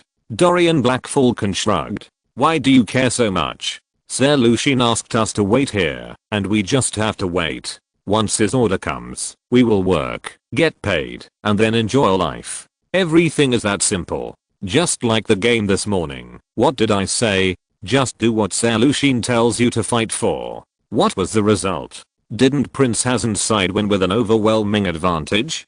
Think about it. If you chose Suda's 1000 gold dragons, that wouldn't be a bad thing, because then I would have to collect your commission on your behalf. You bastard. Wait, the order is here. Bronn wanted to curse, but when he saw the familiar falcon, he immediately patted Dorian on the shoulder. Dorian hurriedly stepped forward to take the letter from the eagle's legs, and then watched the falcon fly back into the sky. What does it say? Bronn asked anxiously. In 20 minutes, spread the news that the Governor's Council of Pentus has ordered the confiscation of all ships in the port in all inns near the port, and set fire to the streets near the port. Will those captains and sailors believe such a ridiculous news? Bronn couldn't help asking. If it matches this war, they will. Okay, then what? Don't worry, there is still the second half of the letter. Dorian said as he unfolded the envelope. Chapter 174 Panto's Rhapsody, 7th. Where is this? Viserys got off the carriage and lifted his red hood. The sunset light was a bit dazzling. He put his hand in front of his forehead and complained to Ian. You said you would help me get rid of Illyrio and find a place. but you took me to the street. And Illyrio's Unsullied are all around. How do you do things? Seeing Viserys about to get angry, Ian had a blank expression and ignored him. Ian? Are you listening to me? Ian's indifference made Viserys feel offended. Oh, yes, your majesty, we are still being watched by a group of Unsullied, but soon, you will get rid of them soon. Ian squinted his eyes and said, really? What are you going to do? Do you know why I took you to this place? Ian whispered in Viserys' ear. Why?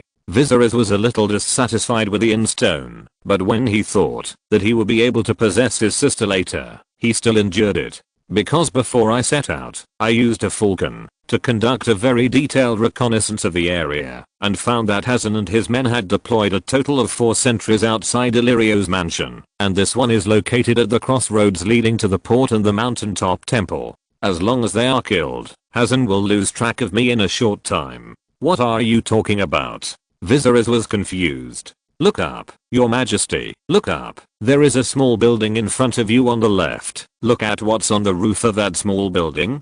Ian continued to whisper in Viserys' ear, and then left in front of him. Viserys was still confused, but he still raised his head and looked in the direction Ian said, and then he showed a shocked expression. Because in the place Ian said, he saw a crossbowman aiming at him, and the opponent was only 10 yards away from him, a distance that even a child would not miss. And Viserys knew the man with the crossbow.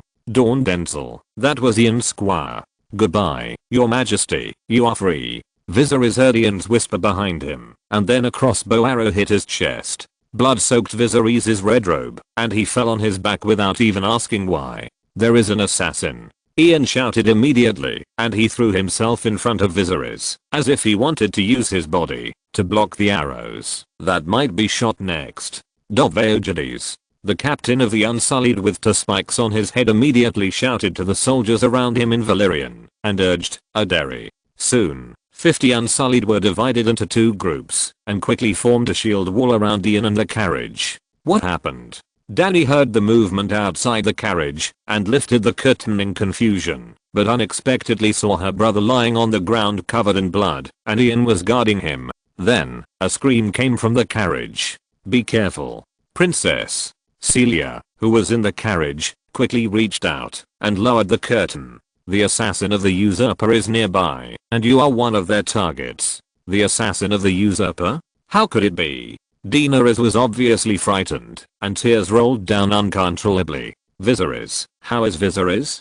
She asked anxiously. Your majesty. Celia wanted to say something to comfort Daenerys, but the words could not come out. Ian did not tell her about this part of his plan in advance, so when Viserys was attacked, Celia was also shocked, but she soon realized that all this was arranged by Ian. Ian only planned to take Daenerys away.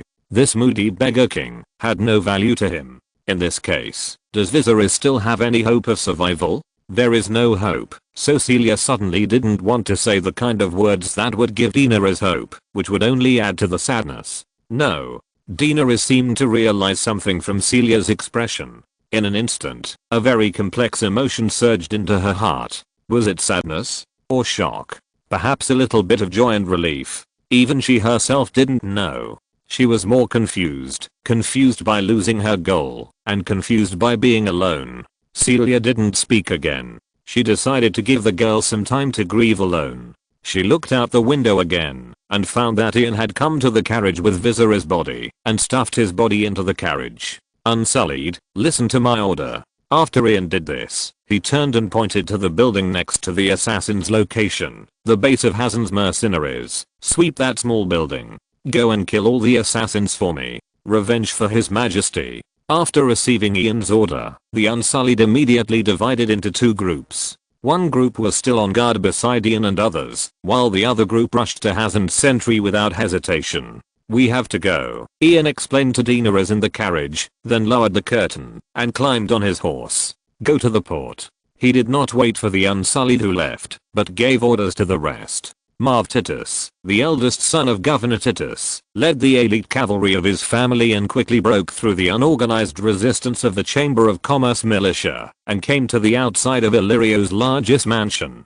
According to the plan, he would meet with Hazen here, and then command the army together, to divide and annihilate Illyrio's forces. However, To his surprise, he had been waiting here for a long time and even commanded thousands of people to surround Illyrio's mansion, but he had not seen Hazen's army. What's worse, he got bad news. The spies who came back from the Parliament Palace said that the Parliament Palace had been sealed. This puzzled him, because the sealing of the Parliament Palace was a sign that the Great Council was conducting a trial. In order to prevent the parliamentary process from being interfered with by any outsiders during the trial, and not to pass any information out, the guards of the Parliament Palace would take such action. But according to the plan his father told him in the morning, their actions today did not include initiating a trial in the Parliament Palace. After all, it was impossible for them to sentence Illyrio to death by voting, and initiating a trial was just a waste of time. Therefore, this variable made Marv Titus very impetuous and vaguely uneasy, especially today. The widespread rumors throughout Pentus that the prince has formed an alliance with Illyrio made him even more uneasy. Fortunately, Hazen did not let him wait until he lost his patience. About 10 minutes later, Hazen and his cavalry also arrived outside the gate of Illyrio's mansion. Why don't you attack immediately? Hazen's first question after arriving was questioning. Attack immediately? Marv Titus chuckled. Everyone knows that Illyrio's mansion is home to his most elite Unsullied. If you don't come, how can I attack alone? I was delayed on the road, and I encountered considerable resistance in the direction of my attack. Illyrio's Guild of Commerce militia, with the cooperation of the Unsullied, built barricades to block us. Hazen was a little displeased, but still explained patiently. Many of my subordinates have not yet broken through their defenses. Really? Then why didn't I encounter any resistance in the direction of my attack? Marv didn't quite believe what Hazen said, but the soldiers around Hazen were indeed covered in blood, so he didn't question it anymore, and instead asked, by the way, the Parliament Palace is closed. This is a signal that a trial is taking place in the Grand Council. Can you explain what's going on? Trial? The Parliament Palace is closed? Hazen frowned and shook his head. I didn't get such news. Since entering the XC area, we have been in a mess with the militia of the Illyrio Guild of Commerce. I haven't received any new news since then. So, that wasn't your plan? Marv asked immediately. Then, both Marv and Hazen looked unhappy. Obviously, things had developed beyond their control.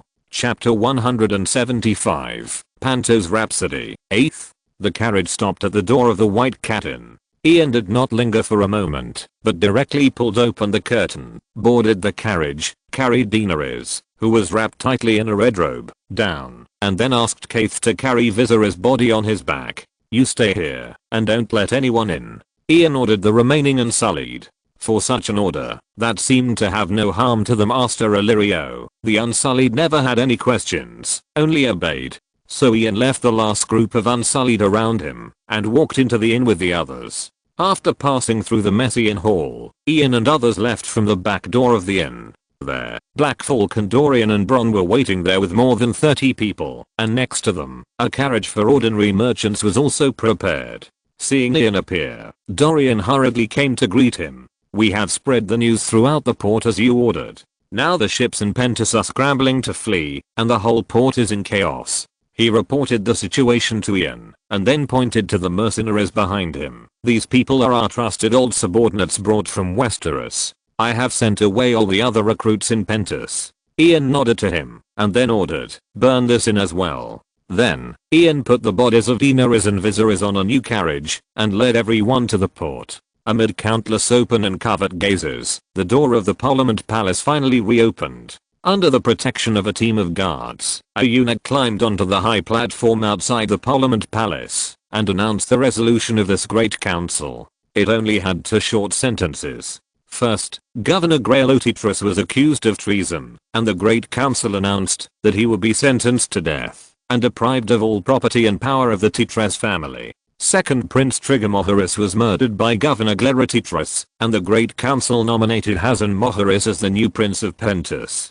After the result was announced, it caused a huge uproar. The bloody sunset reflected the fire in the harbor. Thousands of sailors fled to the port from the inns in the surrounding blocks. Illyrio's harbor guards were unable to stop such a huge chaos, and could only shrink the defense line back to the tower and let the sailors leave. Mixed in the team of sailors, Ian and his party arrived at the dock area without attracting anyone's attention. There was a commotion all around, covering up the sound of Daenerys sobbing in the carriage. Since Daenerys could remember, she had been avoiding assassins all her life. Although she had never really seen one, she knew that it was her brother who protected her, at least that's what her brother said. But just now, her brother died at the hands of an assassin, right in front of her. When the crossbow arrow shot into Viserys' chest, Daenerys felt that her whole world collapsed. Although Viserys later became so selfish, irritable, and cruel, every time Dany aroused the wrath of the sleeping dragon, she would remember the warmth of childhood, and forgive her brother. Although he decided to marry her to Khal Drogo. Although she would never return home, at least he could go back, right? He could bring brave and loyal knights like Ian, to overthrow the tyranny of the usurper, and save the people of Westeros. But what about now? What should I do now? Daenerys didn't know. She just felt cold all over, or maybe fever? She didn't know either. She was half lying in the carriage, holding something tightly in her hands, and curled up into a ball. Suddenly, she heard Ian's voice. Your Majesty, Your Majesty. There is no Your Majesty. Dany shouted in her heart. Viserys is dead, and can't come back. You can't go home either. I'm sorry we couldn't help you. Then, Daenerys' sobbing became louder. Your Grace, Ian's voice continued. My queen. Finally, he changed his name. Queen. Daenerys opened her eyes in confusion. She raised her head, while holding back her sobs, and looked at Ian with her violet eyes. Only then did she realize that she was hanging on Ian like an octopus, and the thing she was holding in her dream before was him. Suddenly, her already flushed face turned into a ripe apple. But she didn't let go, but instead tightened her grip like a drowning person grabbing a piece of wood. King Viserys is dead, and you are our queen. Ian ignored her embarrassment and explained. Queen.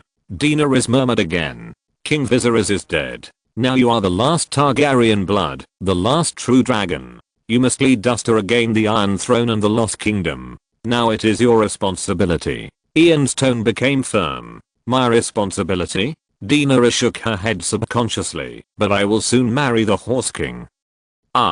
You will not marry him. We will leave Pentos soon. Why?